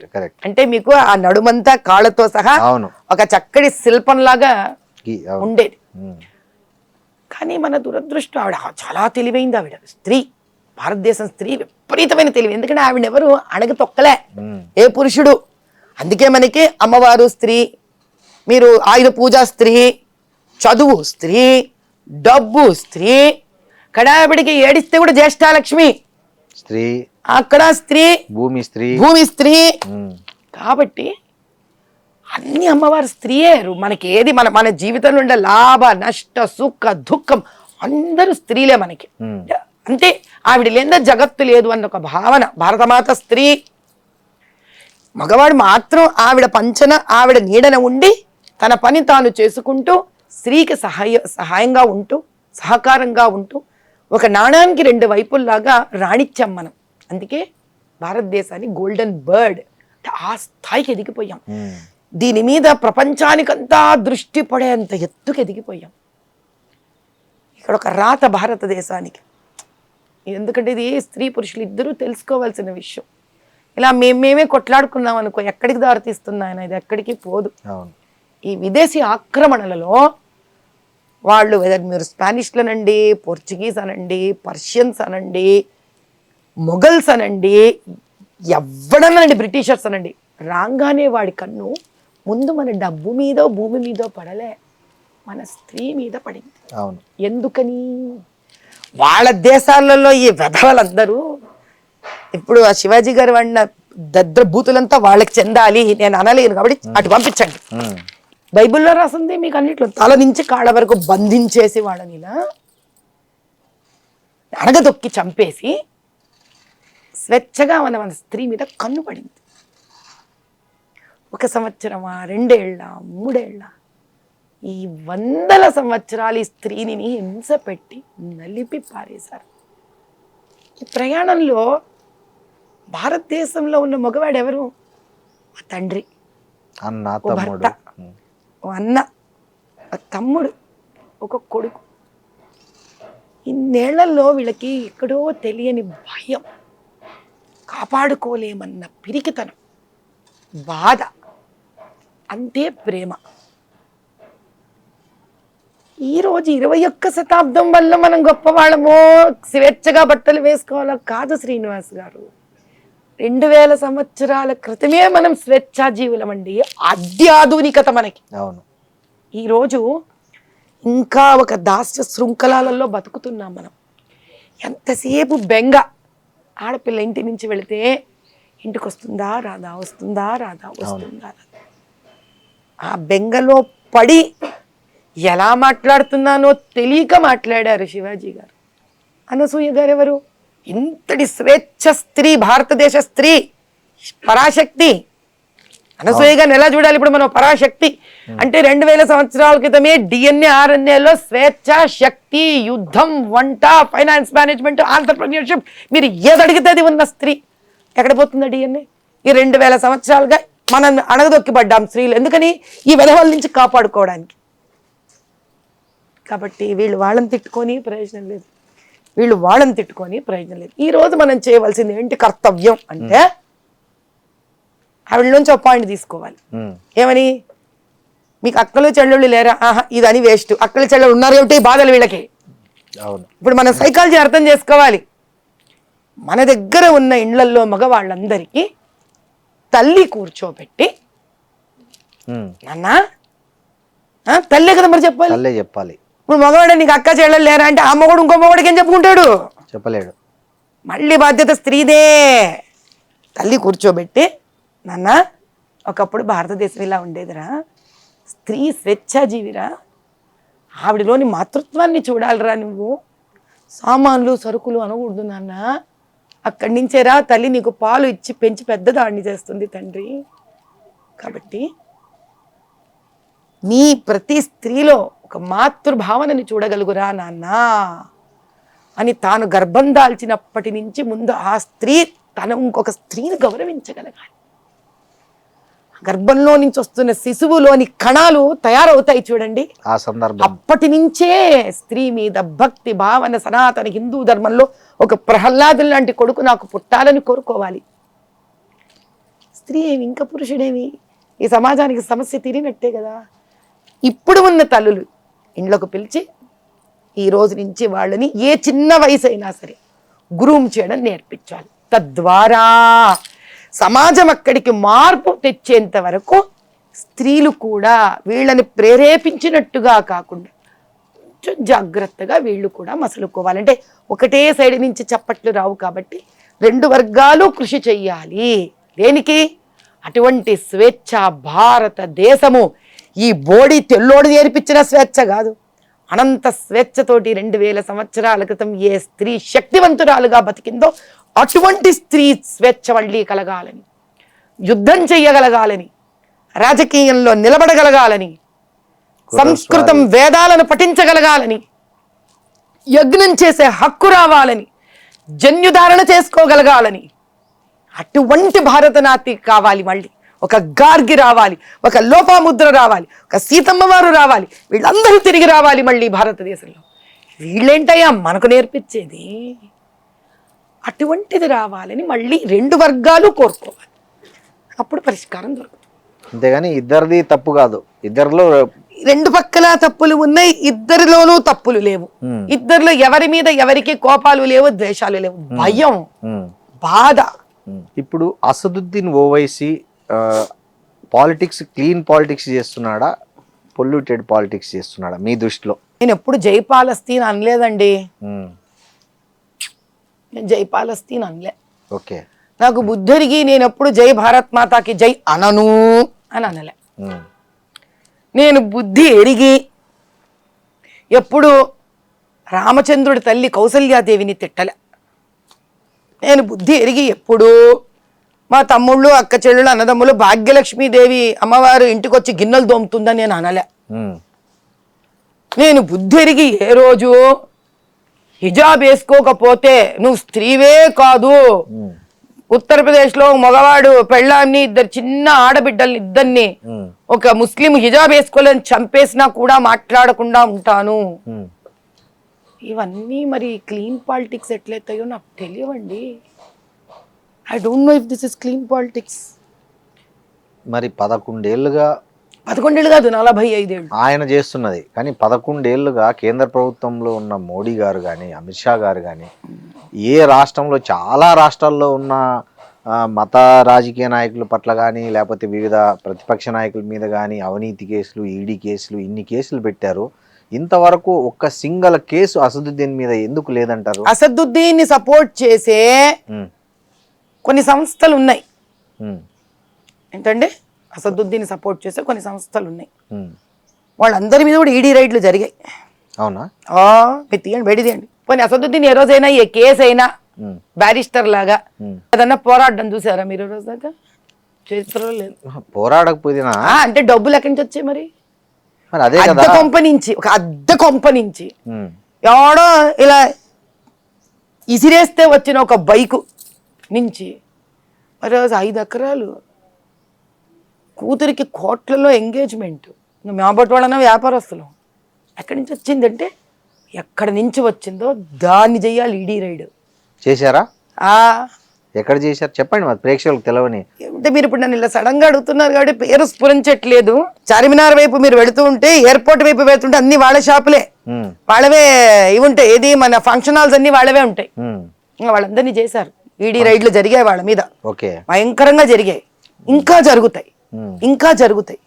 ఎందుకంటే మరి దాంట్లో తేలింటది కదా ఒకవేళ నిజంగా వాళ్ళు ఎంఐఎం కు ఫండ్ ఇచ్చింది అంటే. ఇది ఒక 1 డే ప్రాసెస్ కాదు. ఇది ఒక రోజు ప్రాసెస్ కాదు. 11 years అంటే రాగానే అసదుద్దీన్ పట్టుకుంటే మీకు దేశంలో వెళ్ళే బాధలు ఏవేంటి? ఎకనామికల్లీ ఎక్కడ స్థాయి నుంచి ఏ స్థాయికి పట్టుకొచ్చి ఆర్థిక వ్యవస్థను ఎక్కడి నుంచి ఎక్కడ తీసుకెళ్ళాడు ఆయన? 90 పైసలకు తీసుకెళ్ళాడు డాలర్ను. 90 పైసలకి డాలర్ని తీసుకొని వెళ్ళాడా? 90 రూపాయలకి డాలర్ని తీసుకొని వెళ్ళాడా అనేది కనుక మీరు మాట్లాడదలుచుకుంటే 10వ స్థానంలో ఆర్థికంగా ఉన్న దగ్గర నుంచి కూడా ఆయన 5వ స్థాయికి కూడా తీసుకొని వెళ్ళాడు. 65 సంవత్సరాల నుంచి సర్వనాశనం చేసిన దాన్ని 11 ఏళ్లలో ఆ మాత్రం తీసుకొని రాగలగడం అంటే చిన్న విషయం కాదు. ఉండండి, అటు పక్కన పాకిస్తాన్ ఆక్యుపైడ్ స్థానం నుంచి టెర్రరిస్టులు వచ్చి అన్యాయంగా ఆడకూతుళ్ళ సౌమంగళ్యాన్ని తీసేస్తే బార్డర్ మొత్తం ఆగకుండా నిరవధికంగా పోరాడి వాళ్ళ స్థానాన్ని వాళ్ళకి చూపించడమే కాకుండా అటు పక్కన న్యూక్లియర్ వెపన్ని కూడా వేసి వాళ్ళ న్యూక్లియర్ స్టేషన్ ని కూడా ధ్వంసం చేయడం అంటే చిన్న పన్న విషయం కాదు. ఇందిరాగాంధీ గారు ఎప్పుడో చేశారు కదా. అదిగా చూసాం కదా ఎంత బాగా చేశారో ఆవిడ. ఎంతమంది చచ్చిపోయారో తెలుసుగా మాకు. ఆవిడ చేసిన ఘనకార్యంలో ఏదో మనము గొప్పగా ఫీల్ అవడం కాదు. ఈరోజు మన వెస్ట్ బెంగాల్ ఆ బంగ్లాదేశ్ వల్లే హింస పడుతోంది. ఆ బంగ్లాదేశ్ లోనే మనవాడు హిందువు రోడ్డు మీద తగలబడి చచ్చిపోయాడు ఈరోజు. ఆ జార్ఖండ్ అటు పక్కన మీరు వెళ్ళి చూస్తే హృదయ విదారకంగా ఉంటుంది. అంటే ఏడుపు వస్తుంది అక్కడ స్త్రీలు పడే బాధలు. నిజమే గానీ మరి మన ఎందుకు ఆర్ఎస్ఎస్ గానీ మోడీ గానీ బంగ్లాదేశ్ లో హిందువులపై జరుగుతున్న ఇన్ని ఘోరాల మీద ఎందుకు స్పందించట్లేదు? ఎందుకు అంతర్జాతీయ ఇక్కడ ఎందుకు చేయట్లేదు అంటారు మీరు. దాని తర్వాత ఏమో అక్కడ ఎందుకు చేయట్లేదు అంటారు మీరు. ఒక చిన్న విషయం చెప్తా. మోదీ గారు చాలా కాలం క్రితమే ఆయన పవర్లోకి వచ్చాక రైతులందరినీ కూడా సంరక్షించడానికి, కాపాడడానికి కొత్తలోనే ఆయన దాన్ని ప్రైవేటైజ్ చేసి కార్పొరేట్ స్టైల్ పట్టుకొద్దాము, మధ్యలో ఉన్న మిడిల్ మ్యాన్ని తీసేద్దామని చాలా స్వచ్ఛందంగా ముందుకు వచ్చాడు ఆయన. అది కూడా అదానికి ఇద్దామనే. మీరు ఇప్పుడు అదానికి ఇవ్వదలుచుకుంటే గనక మీరు రైతులందరూ బాగుపడుతుంటే ఒక అదాని కాకపోతే ఒక సుడానీ పేరు ఉంటుంది. పేర్లో ఏముందండి, భలే చెప్తారు మీరు. రాజీవ్ గాంధీ లాగా బోఫర్స్ ఆయన తీసేసుకోలే కదా, ఏదో తలకాయకి ఇవ్వాలి. ఈ తలకాయో ఆ తలకాయో ఆ తలకాయో ఆ తలకాయో తలకాయని చూస్తారా మీరు? వాళ్ళకి లాభం జరిగిందా లేదా చూస్తారా? బోఫోర్స్ అలా కాదు. ఇటలీకే రాజీవ్ గాంధీ అత్తగారింటికి ఇచ్చుకున్నాడండి. అవన్నీ మాడుకుందాం మనం మరి అట్లాంటప్పుడు. అప్పుడు ఐ డ్రీమ్ కి 1 ఎపిసోడ్ సరిపోదు నాతోటి, 10 ఎపిసోడ్లు చేయవలసి వస్తుంది. చేద్దాం. కాబట్టి విషయం ఇక్కడ ఏమిటి అని అంటే, ఏమంటానండి, తల మస్తకం కశ్మీర్ ఆర్టికల్ 360 వినండి, ఒకటి కాదు ఇక్కడ రద్దయింది. ట్రిపుల్ తలాక్ ఒకటి కాదు ఇక్కడ రద్దయింది. ఆయన 11 ఏళ్లలో, ఒక జీవిత కాలంలో 65 ఏళ్లలో ఏ ప్రధానమంత్రి చేయలేదు, పివి నరసింహారావు గారు తప్ప. అటల్ బిహారీ వాజ్పేయి గారు చాలా చిన్న పాకెట్లో ఉన్నారు, అప్పుడు ఆయన పివి నరసింహారావు గారు సహాయపడ్డారు. వీళ్ళు తప్ప ఎవ్వరూ చెయ్యలేనిది. ఆ తూటాలు ఆయన పక్కన పెట్టుకొని ఆయన నిరవధికంగా శ్రమిస్తూ ఉన్నారు. దాని ఫలితమే వస్తున్నారు. Is solving one after the other. ఆయన తల్లిదండ్రులు ఏమి రాజకీయ రంగప్రవేశం ఉన్నవాళ్ళు కాదు. ఒక రాష్ట్రానికి ముఖ్యమంత్రి అవడం వేరు, ప్రధానమంత్రిగా ఆ సీటులో ఒకసారి కాదు, 2 సార్లు కాదు, 3వ సారి కూడా వచ్చి కూర్చొని దాన్ని పరిపాలించగల శక్తిని ఆయన చూపిస్తూనే ఉన్నారు. నేనేమంటానంటే, ఇప్పుడు అల్లర్లు జరుగుతుంటే ఒక ఐక్యరాజ్య సమితికో, ఒక అంతర్జాతీయ న్యాయస్థానానికో, లేకపోతే ఒక దానికి అన్ని వేసినవే తీసినవే పెట్టినవే, ఆయన అక్కడ ఆపలేదు. మాట్లాడడం కానీ కనీసం ఒక భరోసా ఇవ్వడం ఎందుకు జరగట్లేదు అంటున్నా నేను. ఇప్పుడు RSS 100 years ఉత్సవాలు జరుగుతున్నాయి, కనీసం అక్కడైనా మాట్లాడాలి. ఏం చేస్తున్నారు మీకేం తెలుసు, నాకేం తెలుసు అండి. ప్రాక్టికల్ మీకు అర్థం కాలే.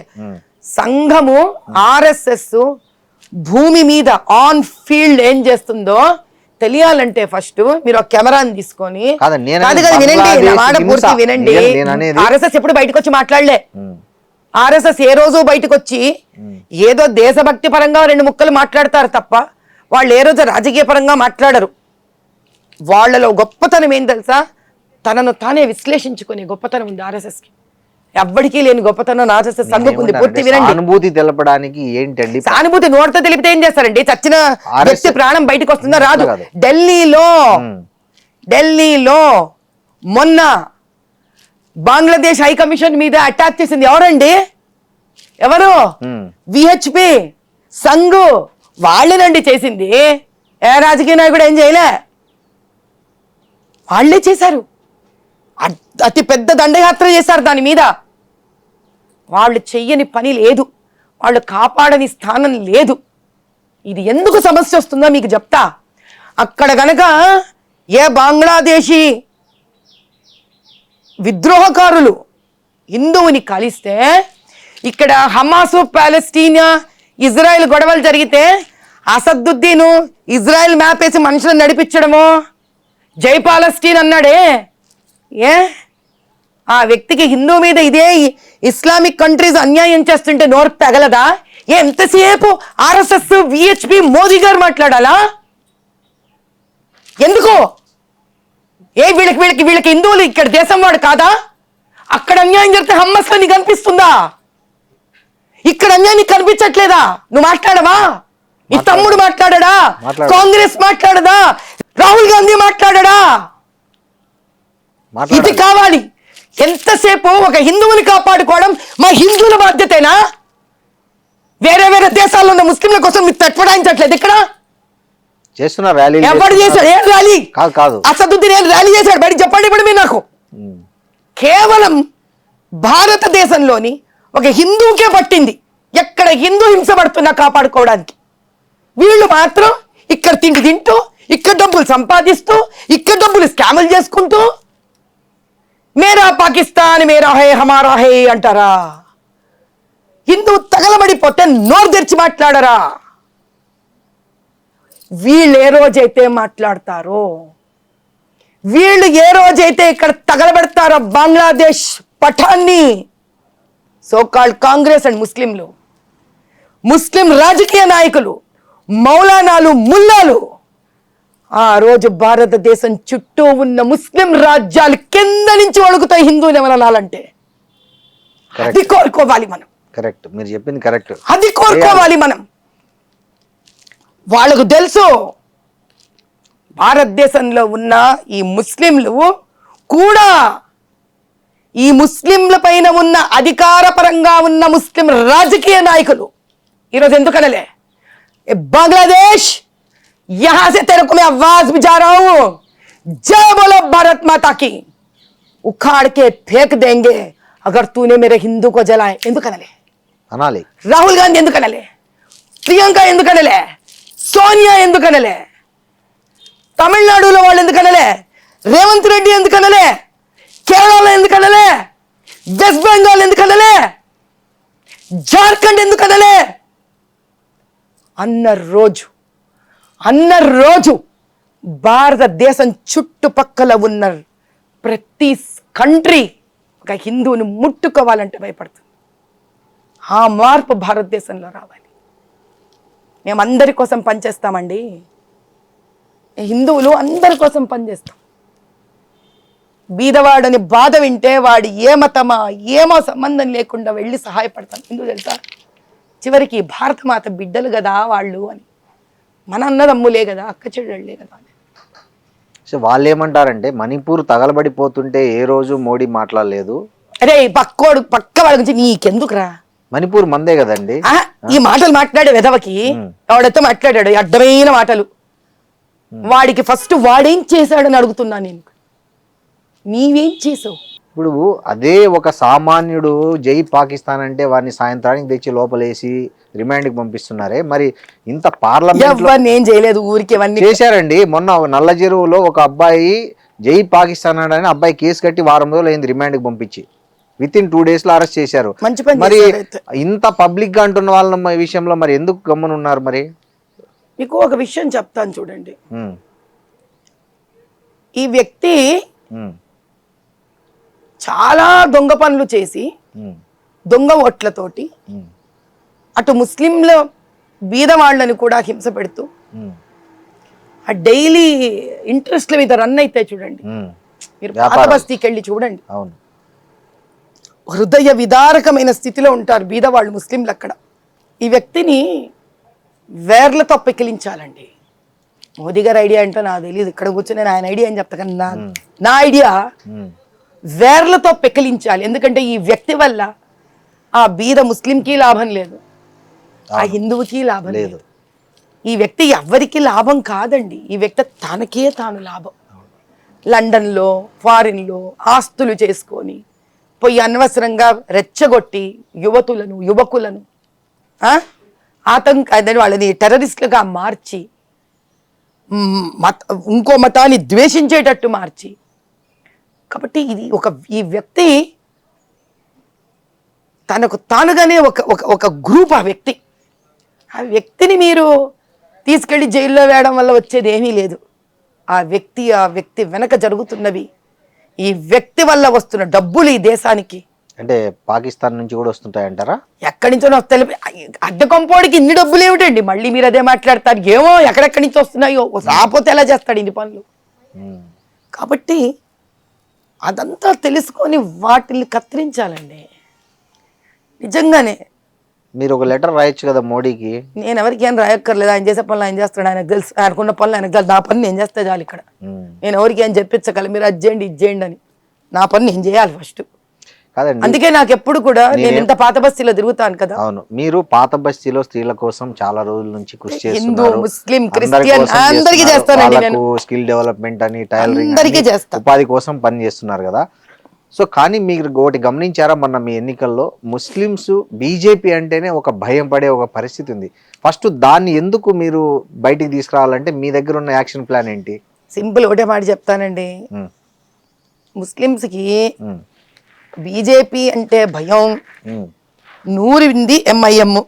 Very clear. మస్జిదులో మౌలాలు, ముల్లాలు, ఇమాములు వీళ్ళకి ఇదే పని. ముస్లింల తలకెళ్ళ దూర్చడం. బీజేపీ వస్తే నేను చంపేస్తుంది, నేను ఉండనివ్వదు, ఈ తప్పుడు చెడు ప్రచారం చేయడం వాళ్ళ పని. ఇది మారాలి అని అంటే మా బోటి నాయకులు అంటే నేను మోదీ గారి నుంచి కూడా చూసి నేర్చుకున్నా. ఏది అనవసరమో అక్కడ వాళ్ళని దూషించకూడదు.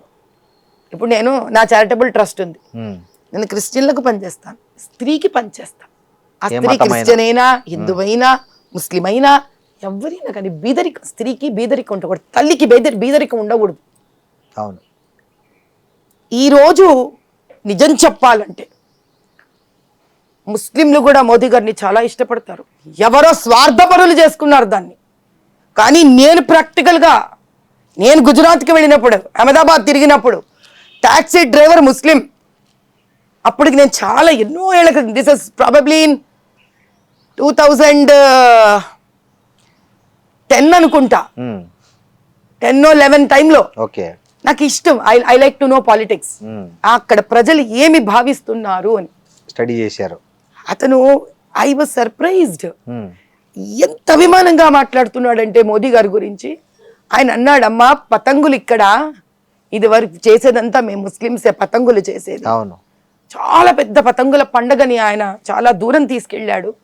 దానివల్ల మా ఎంతో మందికి దాని మీద ఆధారపడిన వాళ్ళకి ఒక సుస్థిరత వచ్చింది, ఒక జీవనాధారం వచ్చింది. కాబట్టి వాళ్ళదేముందండి, తన కోసం బతికే ఎంఐఎం లాంటి వాళ్ళు స్వార్థపరులు. ఈరోజు కేరళలో కమ్యూనిస్టు పార్టీలు లాంటి వాళ్ళు, ఆ వెస్ట్ బెంగాల్లో మమతా బెనర్జీ లాంటి వాళ్ళు, వాళ్ళకి ఏం పోయిందండి? తెలంగాణ బీజేపీ బండి సంజయ్ గారు కూడా ఇట్లాంటి స్టేట్మెంట్స్ ఇస్తుంటారు కదండి. మన జూబ్లీ హిల్స్ ఎన్నికల్లో కూడా టోపీ ఉన్నోనికి టోపీ లేనోనికి మధ్య పోరాటం ఇది అంటే, అప్పుడు సామాన్య ముస్లింను కూడా జనరలైజ్ చేయడం కరెక్ట్. నా స్టేట్మెంట్స్ వేరే, మీరు నాది నా వరకే, మీకు ఇదివరకు కూడా చెప్పాను. నేను వేరే వాళ్ళ గురించి వాళ్ళు ఏం మాట్లాడుతున్నట్టు మీరు వాళ్ళతో ఇంటర్వ్యూ చేసుకోండి. ఓకే. నాతోనే మాట్లాడండి. Very simple. నేను అనేది అట్లాంటి స్టేట్మెంట్స్ వల్ల కూడా బీజేపీ అంటే భయం ఏర్పడుతుంది కదా అని ఆ స్టేట్మెంట్ తో బీజేపీకి భయం ఏర్పడుతుంటే, ఈ మేరా పాకిస్తాన్ అన్నప్పుడు భయం వేయట్లేదా ముస్లింలకు కూడా?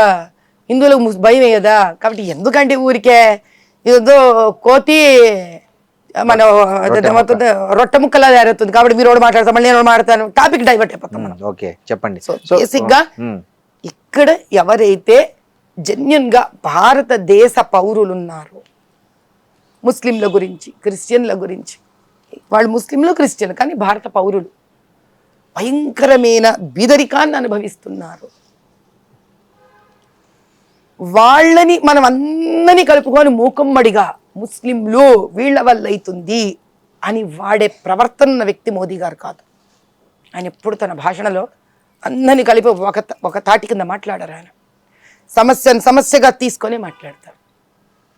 అలా ఆయన ఆధ్వర్యంలో, అలా ఆయన వ్యక్తిత్వం చూసే నేను బయటకు వచ్చాను. ఎందుకు? నేను అందరికీ సహాయపడతాను. నేను పార్దీవాడ బస్తీకి సహాయపడతాను, నేను మా నాయకు బస్తీకి సహాయపడతాను, ఫలక్నుమాలో ఆ పక్కన బ్రిడ్జ్ కింద ఉండే మా ఎస్సీ బస్తీకి సహాయపడతాను, నేను మా కార్వాన్ దగ్గర ఉండే జియాగూడ బస్తీకి సహాయపడతాను. అందరూ నా వాళ్లే. నాకు ఒక బాధ్యత ఇచ్చాక వీళ్ళందరూ నా వాళ్లే. బాధ్యత ఇవ్వకముందే అందరితో కలిసి పనిచేశాను. ఒక సమైక్యతా భావాన్ని పెంపొందించేయడానికి చెడపడంకి ఎంతసేపు అండి చెప్పండి? ఒక పాలంతా పాడడానికి ఒక్క విషబిందువు చాలు. కానీ అది చక్కటి పరమాన్నం అవ్వాలంటే 2 గంటలు వండాలి. ఒక చక్కటి పరమాన్నం అవ్వాలంటే ఆ బెల్లం విరగకుండా పాలు అంత ఈజీ కాదు. కాబట్టి విరగకుండా చక్కటి పరమాన్నం తయారయ్యే భారతదేశం చెయ్యాలనే ప్రయత్నంలో ఆయన ఉన్నారు. అటువంటి తెలంగాణ చేయాలనే ప్రయత్నంలో నేనున్నాను. కాబట్టి అది ఓవర్ నైటో టకటక అవ్వదు కాదండి. మీరు చాలా గట్టి ఫైట్ ఇచ్చారు. అంటే ఎవరు ఊహించలే మీరు అంత గట్టిగా ఫైట్ ఇస్తారని. బహుశా నాకు తెలిసి అసదుద్దీన్ కూడా ఊహించున్నాడు. మీకు తెలుసు అప్పుడు మీకు జరిగిన వెన్నుపోట్లు మీకు తెలిసి ఉంటాయి. దొంగ ఓట్లే పక్కన పెడితే వెన్నుపోట్ల గురించి కూడా మీరు మాట్లాడాల్సి వస్తే ఏం మాట్లాడతారు? వెన్నుపోట్లు లేని ఒక రంగం ఏదుందో చెప్పండి నాకు చూద్దాం. సరే, మీ వరకు చెప్పండి. అన్ని జర్నలిజంలో ఉందా? అన్నిట్లో ఉన్నాయండి వెన్నుపోట్లు. అన్నిటికీ సిద్ధపడే ముందుకు రావాలి. ఎవడైనా వెనక నుంచి పోడ్చేవాడి గురించి ఆలోచిస్తారు వ్యక్తి నేను కాదండి. ముందుకు ఎలా వెళ్ళగలనా ఆలోచించే వ్యక్తిని. మొన్నసారి తక్కువ మంది వెన్నుపోటు పొడిచిండే, ఇప్పుడు ఇంకా ఎక్కువ మంది వచ్చి పొడుచుకోండి. రెడీ బస్తమే సవాల్. నన్ను పొడిచేవాడు నా వెనక నుంచి నిలబడి పొడుస్తున్నాడండి. వాడి జీవితం నా వెనక నిలబడ్డానికి అయిపోలే శ్రీనివాస్ గారు. నేను ముందుకు వెళ్లే మనిషినండి. నేను ఉదయించే సూర్యుడిని. వాళ్ళు వెనక నుంచి పొడిచే అస్తమించే అమావాస్య చంద్రుడు లాంటి వాళ్ళు. ఒకళ్ళు కాకపోతే 10 తృప్తి రాలేదా 100 మంది ధరవండి, రాలేదా 1000 మంది ధరవండి. మీలాంటి వాడు మాది వీళ్ళతో ఆపలేరు. అంటే కాంగ్రెస్ పార్టీ లాంటి పాతుకుపోయినా కానీ బీఆర్ఎస్ లాంటి పార్టీలను గట్టిగా బుద్ధి చెప్పాలన్నా లేదా క్యాడర్ను బాగా మంచిగా మొబిలైజ్ చేయాలన్నా మీలాంటి వాళ్ళు కావాలి. సరే, సో ఆ అవకాశం ఇస్తే మీరు తీసుకోవడానికి రెడీనా? మీకు అర్థం కావట్లేదు. అవకాశం ఇస్తే ఓల్డ్ సిటీలో పోయే పోరాడిన మనిషినండి నేను. ఎక్కడ తగ్గానా ఇంటి నేను అవకాశం ఇచ్చినప్పుడు. సో రెడీ బీజేపీ పగ్గాలు ఇస్తే నా తెలంగాణకి న్యాయం జరగడం కోసం తెలంగాణ అభివృద్ధి చెందడం కోసం, ఇప్పటికైనా తెలంగాణకు పట్టిన దరిద్రం వదలడం కోసం నాకు పార్టీ ఏ బాధ్యత ఇచ్చినా శిరస వహిస్తాను. నేను ఆనందంగా చేస్తాను, సంతోషంగా చేస్తాను. పదవిలో ఎంత పెద్దదా చిన్నదా కాదండి, చేసే మనసు పెద్దదై ఉండాలి నా అన్న ప్రజల కోసం. మొన్న మోడీ గారు ఎంపీలతో మాట అన్నారని వచ్చింది, చూసాం, మీరు కూడా చూసింటారు. మీరు సరిగా పర్ఫామ్ చేయట్లేదు, తెలంగాణలో ఇంత చేస్తున్నా కూడా మనం పవర్లోకి రాలేకపోతున్నాము అని. సో దీన్ని ఎట్లా తీసుకోవాలి బీజేపీ క్యాడర్? ఎట్లా తీసుకోవాలి ఏంటంటే భలే చెప్తారు. ఇప్పుడు పెద్ద మనిషి, మా పెద్దన్న ఆయన, మా అధిపతి ఒక మాట అంటే దాన్ని వినాలి, దానిలో తప్పులు తెలుసుకోవాలి, ఐకమత్యంగా కలిసి ఉండాలి. ఆయన చెప్పిన మాట విని మార్పులు చెరుపులు చేసుకోవాలి. అందులో పెద్ద విచిత్రం ఏముంది విషయం? ఐకమత్యం సాధ్యమేనా తెలంగాణ బీజేపీలో? ఐకమత్యం సాధ్యం కాకుండానే రజాకార్లను తరిమి కొట్టారా? ఎప్పుడైనా మీకు మాట చెప్తానయ్యా శ్రీనివాస్ గారు, ఐకమత్యం అనేది ఒక అవసరం లాంటిది. అవసరం, కరెక్ట్, పూర్తి చెప్పనివ్వండి. ఐకమత్యం అనేది ఒక అవసరం లాంటిది. భారతదేశాన్ని బ్రిటిషర్ దాస్య శృంఖలాల నుంచి విడిపించుకోవడానికి ఇన్ని భాషలు, ఇన్ని మతాలు, ఏంటి జిన్నా నెహ్రూ టైప్లోనే కలిసి పనిచేసిన దేశం ఇది. అవును. కాబట్టి నాయకులకు కూడా ఆ టైం ఇంకా తప్పదు, మాకు ఇంత ప్రేమించే ప్రజల కోసం మేము ఒకటవ్వవలసినదే, లేకపోతే మా ఉనికే ఎగిరిపోతుందేమో. ఓపెన్ మాట్లాడే వ్యక్తిని. కరెక్ట్. అవసరం ఎంతటిది, అవసరం వచ్చిన రోజు అట్లే ప్రజలు కూడా, అరే చివరికి మోదీ గారు కదరా అక్కడి నుంచి రాజ్యం వేయలేదు మనని, మనం ఆయన కోసం ఓటు వేసుకోవాల్సిందే, బీజేపీని గెలిపించుకొని తీరవలసిందే. మన వంతు ప్రయత్నం మనం కూడా సుస్థిరంగా చేద్దాం. ఈరోజు బీహార్ని గెలిపించుకున్నాడా లేదా ఆయన, ఢిల్లీని గెలిపించుకున్నాడా లేదా ఆయన, మహారాష్ట్రాన్ని గెలిపించుకున్నాడా లేదా ఆయన, దీన్ని కూడా మనం ఆయన గెలిపించిస్తే దీన్ని కూడా ఆయన బాగు చేస్తాడు. అక్కడి నుంచి తెలుసు ఆయనకి ఏం చెయ్యాలో అన్న నమ్మకం ఇట్లా ప్రజలు కూడా ముందుకు తీసుకొని వెళితే ఒక చోట రెండు కలిసిపోతాయి. బీజేపీ పాత తరం కొత్త తరం మధ్య క్లియర్ గ్యాప్ ఉన్న మాట వాస్తవాన్ని అంగీకరిస్తారా? నాకు అన్ని తెలియదండి. నేనేమో 18 నెలలు వచ్చి తప్పించుకుంటున్నారండి. నాకు అసలు తప్పించుకోవడం అంటే ఎలా ఉంటుందో తెలియదు. శ్రీనివాస్ గారు నన్న మీరు అనేది తప్పించుకుంటున్నారు. గ్యాప్ మీరు ఫేస్ చేయలేదండి? నిజం చెప్పండి. నాకు ఇంతకీ పాత వాళ్ళు ఎవరో కొత్త వాళ్ళు ఎవరో తెలియదండి బాబు. అందరికన్నా కొత్త నేను. అదే నేను మీరు ఫేస్ చేశారా లేదా పార్టీలో? మీకు ఎంపీగా అనౌన్స్ చేసిన వెంటనే శ్రీనివాస్ గారు మీరు మాట చెప్తాను, చేసుకొని చెప్పండి. గుండెల మీద శుభ్రంగా వేసుకుంటాను, ఇక్కడ కూడా వేసుకుంటాను. మీరు ఆ ఫేస్ చేశారా లేదా? అమ్మవారి మంత్రం చెప్తాను. మీకు ఒక్క మాట చెప్తా, ప్రతి చోట ప్రతి రంగానికి ముందే తయారైన ఒక కుటుంబం ఉంటుంది, దానికి ఒక భాష ఉంటుంది. ఇదే ప్రశ్న మీరు గుండెల మీద వేసుకొని ప్రతి ఇంట్లో వచ్చిన ఒక కొత్త స్త్రీ ఎవరైతే వెళుతుందో కొత్త కుటుంబానికి, ఆమెని ఇబ్బంది పెట్టని ఒక్క ఫ్యామిలీని తీసి బయటికి నాకు. ఇది మనుషులున్న చోట ఒక సైకాలజీ నడుస్తుందండి. కరెక్ట్ అండి, మీరు చెప్పేది నిజమే. ఓపిక, ఓర్మి కొత్తగా వెళ్ళిన వాళ్ళకు కూడా ఉండాలి. ఆల్రెడీ ఉన్న వాళ్ళకి ఎలా ఉంటుంది అని, ఇప్పుడు నా బోర్డుదైతే మహా డేంజరు పాపం. ఏమో నా పార్టీకి నేను బతికేస్తూ వెళ్ళిపోతా. ప్రజలు ఎట్లా ఆదరించారు. చావంటే భయం లేదు, బతకంటే తీపి లేదు. నిజం చెప్పడానికి ఆగను, ముందు వెనక చూసుకోను. పదవి ఇచ్చినా ఓకే అంటాను, ఇవ్వకపోయినా ఓకే అంటా. టికెట్ ఇచ్చినా ఓకే అంటాను, ఇవ్వకపోయినా ఓకే అంటాను.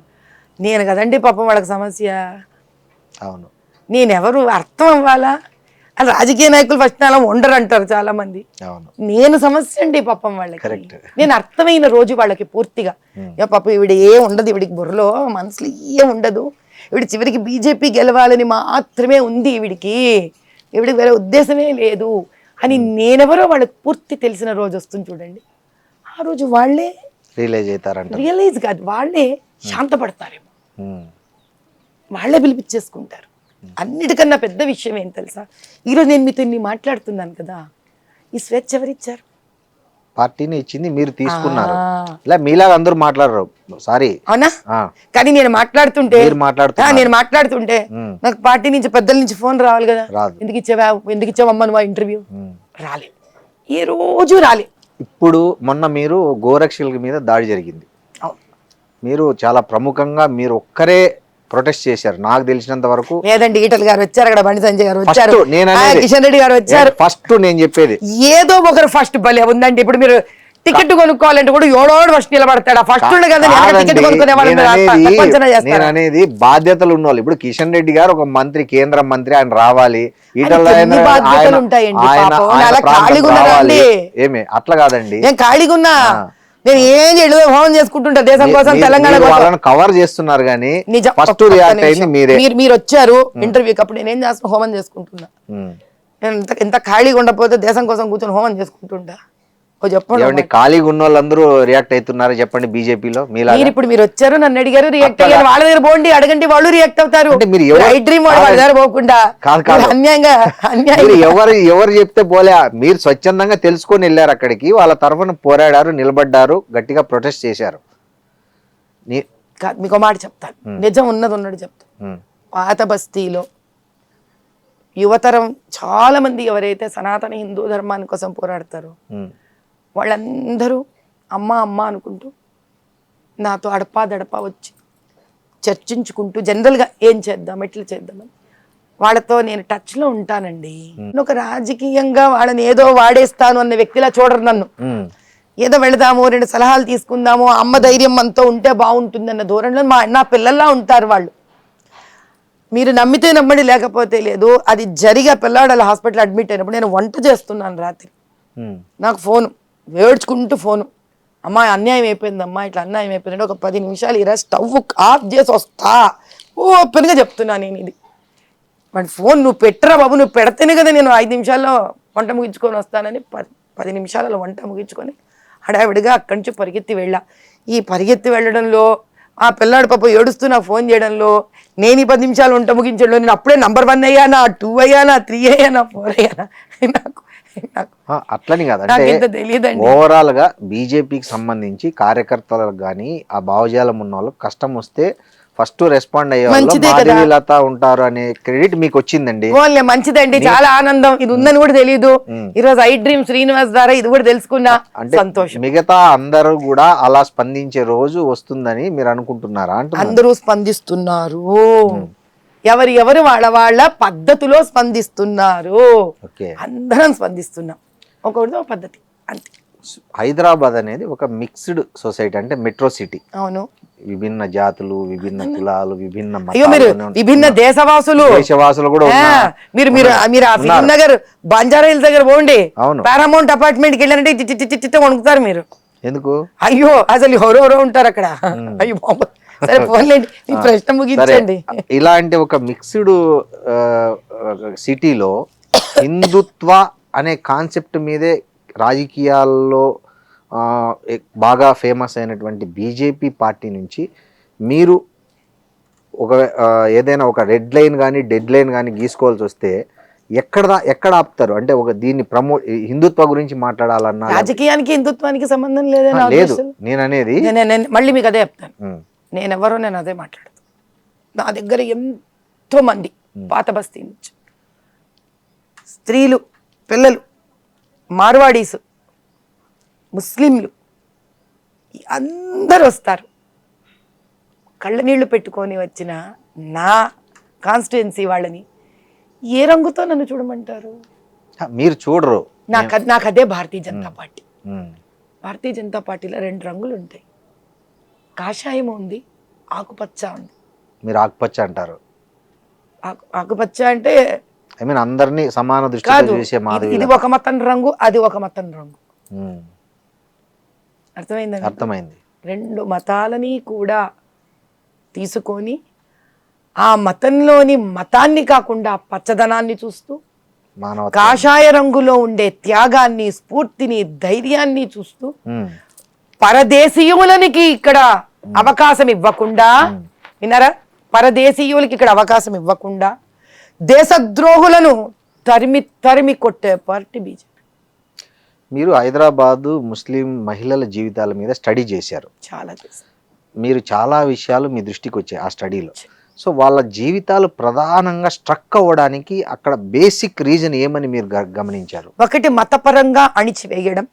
స్త్రీకి ఆలోచించే స్వేచ్ఛనివ్వకపోవడం, ఉమ్, బీదరికంలో వీళ్ళని ఆ సంపాదించే 10 రూపాయలని కూడా ఎలా వీళ్ళ నుంచి తీసేసుకునే మార్గం ఆలోచించాలా అంటే దీనిలో ఏం చేస్తారంటే వీళ్ళు రాత్రులంతా మొగుడిని మగపిల్లల్ని ఉద్యోగాలకు పోనీయకుండా ఇరానీ కేఫ్లు ఓపెన్ చేసి పెడతారు. ఉమ్, రాత్రంతా మేలుకున్నవాడు పొద్దున్న లేస్తాడా? లేడు. వాడు ఉద్యోగానికి పోడు, వాడు సంపాదించాడు. ఎవరు సంపాదించాలి? స్త్రీ సంపాదించాలి. ఆవిడని ఏం చేస్తారు? పిల్లల మీద పిల్లల్ని కనిస్తారు. ఆవిడని ఏం చేస్తారు? మొహాన్ని చూడనివ్వకుండా చేస్తారు. అంటే ఆత్మధైర్యం నాశనం చేస్తారు. స్కూళ్ళని ఎదగనివ్వకుండా చేస్తారు. చివరికి వీళ్ళని ఎక్కడ పంపిస్తారు? మదార్సాలకు పంపిస్తారు. ఆ చదువుతో బయట మీరు బతకలేరు. మతం పేరిట, బీదరికం పేరిట, ఆత్మవిశ్వాసాన్ని చంపే పేరిట తొక్కేస్తే స్త్రీని వీళ్ళ ఇండ్లు, వీళ్ళ బంగ్లాలు, వీళ్ళ రాజకీయాలు ముందుకు వెళతాయి. మీరు చూసిన ఒక వరస్ట్ కేస్ స్టడీ ఏదైనా ఉందా? చెప్తారా? చెప్పలేనంత వరస్ట్ అండి అది. ఒక్కటి చెప్పండి. అంటే మిమ్మల్ని బాగా విపరీతంగా ప్రభావితం చేసిన ఒక కేస్ స్టడీ చెప్పండి ఓల్డ్ సిటీలో. నీ ప్రశ్న ఇప్పటిదాకా ఎవరు వేయలేదు శ్రీనివాస్ గారు. మీకు ఈ డైలీ వేజెస్ ఉంటాయా? సారీ, డైలీ ఇంట్రెస్ట్ మీద డబ్బులు నడుస్తాయా? డైలీ ఫైనాన్స్ అవును, ఉంటదిలేండి. బాగా పొద్దునిస్తారు, సాయంత్రానికి వసూలు చేసుకుపోతారు.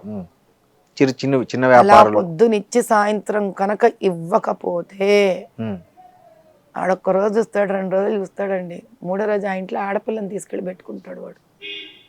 ఇంతకన్నా వస్ట్ కావాలా మీకు? అదండి స్త్రీని అవమానించడం అంటే. స్టిల్ ఇప్పటికీ దమ్ము లేదు ఎవ్వరికి అక్కడ పోవడానికి. అలా పోలీసులు కూడా వాళ్ళని ఏం చేయరండి. ఎందుకు? అంతా ఒకటైపోయి ఉన్నారు వాళ్ళందరూ. అందరి దగ్గర డబ్బులు తింటారు. ఇది ఒక ఉద్యమం అండి. రజాకార్లు ఎక్కడికి పోలేదు, ఇంకా ఇక్కడే ఉన్నారు రజాకార్లు. అది ముస్లిం స్త్రీనా, హిందూ స్త్రీనా, క్రిస్టియన్ స్త్రీనా, ఎస్సీ స్త్రీనా, ఎస్టీ స్త్రీనా, అగర్వాల్ స్త్రీనా, ఏ స్త్రీయేనండి. అలా అమ్మాయిని తీసుకుపోయి మళ్ళీ డబ్బులు కట్టే వరకు పంపిరా?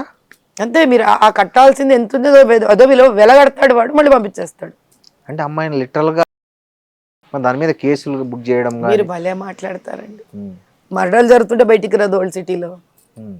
సైలెంట్ గా ఉందంటే అక్కడ ఏం జరగట్లేదని కాదు, అక్కడి నుంచి బయటికి రావట్లేదని అర్థం. సో ఈ పంచాయతీ ఎన్నికల్లో బీజేపీ చాలా తక్కువ స్థానాల్లో గెలుచుకుంది రాష్ట్రంలో. మరి ఈ సిచ్యువేషన్లో వచ్చే జిహెచ్ఎంసీ ఎన్నికల్లో బీజేపీ ప్రభావం ఎలా ఉండబోతుందంటారు? ప్రజలలో విపరీతమైన ప్రేమ అయితే ఉందండి. కానీ నిజం చెప్పాలంటే నేను చాలా చోట్ల వెళ్ళేసి వచ్చాను.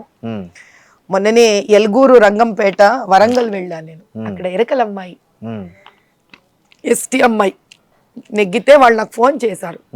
అక్కడ ఆదివాసీ కళ్యాణ్ అసోసియేషన్ వాళ్ళు ఉంటారు, వాళ్ళని పిలిచారు. అమ్మా నువ్వు రా అమ్మా, నీ చేతులతో, అందులో పిల్ల 7వ నెల కడుపుతో ఉంది, నీ చేతులతో శ్రీమంతం చేసి వెళ్ళు అంటే ఇక్కడి నుంచి ఎలుగురు వెళ్ళా. వెళ్ళి అక్కడ అటు పక్కన ఎస్సీ రిజర్వేషన్ ఒక పిల్లవాడు వచ్చాడు, అమ్మాయి ఎస్టీ అమ్మాయి, ఇంకో రిజర్వేషన్, 3 పంచాయతీ ప్రెసిడెంట్లు బీజేపీ వాళ్ళు కూర్చొని ఉన్నారు. ఇంకో మిగతా 2 భద్రాచలం కూడా వెళ్ళొచ్చా నేను. అది కూడా మనకి ఎస్టీ నాయక్ ప్రాంతం. అడిగాను, ఏం రా నాన్న ఏమయ్యింది నీది అంటే, ఏం చెప్పాలమ్మా, ఇష్టం వచ్చినట్టు డబ్బులు వెదజల్లుతున్నారు, ఇష్టం వచ్చినట్టు భోజనాలు పెడుతున్నారు, డబ్బులు ఇస్తున్నారు, ఎక్కడి నుంచి తేనమ్మా డబ్బులు? ఈ ప్రశ్నకు ప్రజలే సమాధానం ఇవ్వాలి. అంత డబ్బు అయితే నేను కూడా నిలబడలేనండి ఎలక్షన్స్, నా చేత కాదు. ఎంతో మంది ఉన్నారు. 200 కోట్ల పైచీలకు ఆస్తులు చూపించిన మీరే డబ్బు ఇవ్వలేని అంటే మీరు మంచి ప్రశ్న వేశారండి. 200 పైచీలకు ఉన్నవి షేర్స్ ఉంటాయి, కంపెనీ ఉంటుంది, సెటప్ ఉంటుంది. అవన్నీ రాజకీయంలో ఓటుకి నోటుకి ఇచ్చుకోవడానికి కాదు ఆ డబ్బులు. నేను చేసే చారిటబుల్ ప్రోగ్రామ్స్ కి ఎప్పుడు అప్పలేదేమో వారు. మరి అంత అన్ని వేల మందికి అన్నదానం చేశాను, స్కిల్ డెవలప్మెంట్ చేశాను, ఇప్పటికెంతో మందికి డిస్కౌంట్లు ఇస్తాం అందుకు. కానీ డబ్బు ఇచ్చి ఓటు కొనుక్కోవడానికి కాదు. నేను అలాంటి రాజకీయాలు నేను చెయ్యలేను.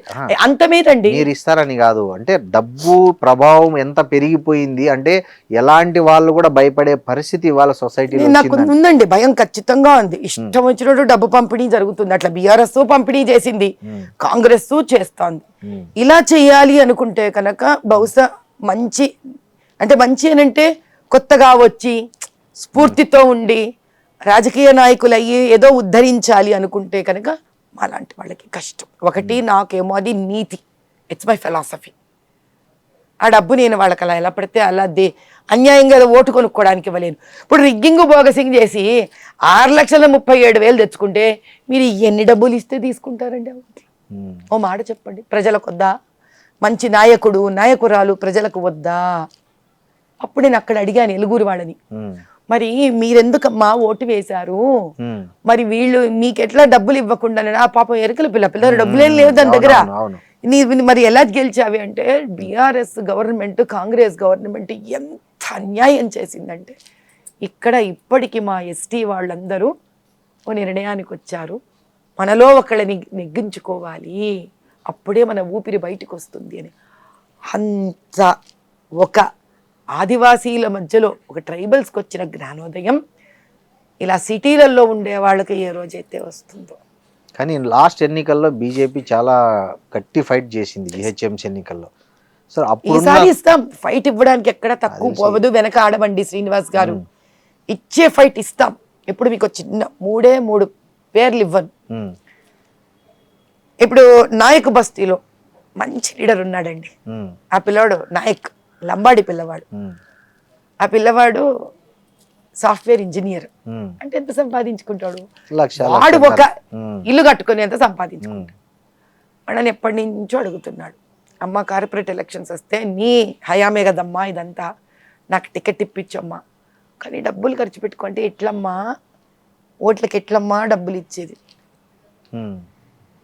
ఇంకో స్థానం ఉంది జియాగూడ, ఎస్సీ పిల్లవాడు, మాదిగ పిల్లవాడు, వాడు లా చదువుకున్నాడు, బుద్ధిమంతుడు, ఎక్కడి నుంచి అమ్మా డబ్బు ఖర్చు పెట్టాడు? వాడు బస్తీలు అందరికీ సహాయం చేస్తాడు. వాడు ఏం చేయను నేను? ఇది మాధవీలత. ఏం చేయగలది ఈ మాధవీలత? డబ్బులు ఇవ్వకుండా ఓట్లు వెయ్యని ప్రజలకి ఏం చెప్తుంది ఈ మాధవీలత? ఒకటే చెప్పగలను నేను, నాయనా నీ ఓటు ఒక బీజం లాంటిది, ఒక విత్తనం లాంటిది. ఆ పవిత్రమైన ఒక ఓటు ఏమవుతుందో అనుకుంటున్నావు కానీ కలుపు తయారు చేస్తున్నావు నువ్వు. మేమేమో తులసివనం తయారు చేయాలనుకుంటున్నావు, నువ్వు డబ్బు తీసుకొని ఆ ఓటుతో ఒక కలుపుకి విత్తనం వేస్తున్నావు. మరి ఆ వేసిన కలుపు ఏం చేస్తుంది? గవర్నమెంట్ స్కూళ్ళని నాశనం చేస్తుంది. నువ్వు ప్రైవేటు వాడికి నీ కష్టార్జితం ఇచ్చుకొని ప్రైవేటు స్కూళ్ళని ఉద్ధరిస్తున్నావు. గవర్నమెంట్ హాస్పిటల్స్ని భయంకరంగా ఉంచుతోంది ఇదే కలుపు. రాజకీయ నాయకుడు అయ్యి పవర్లోకి వచ్చి నువ్వేం చేస్తున్నావు? నీ డబ్బులు తీసుకొని ప్రైవేట్ హాస్పిటల్కి, కార్పొరేట్ హాస్పిటల్కి వెళ్ళి నీ డబ్బును అక్కడ పాడు చేసుకుంటున్నావు. బాగున్న రోడ్డుని మళ్ళీ తవ్వి మళ్ళీ రోడ్లు వేస్తూ కాంట్రాక్ట్ పేరుతో డబ్బులు తింటారు. నీ ఇంటి ముందు వర్షం వస్తే ఆ నీళ్ళన్నీ నీ ఇంట్లోకి వస్తాయి.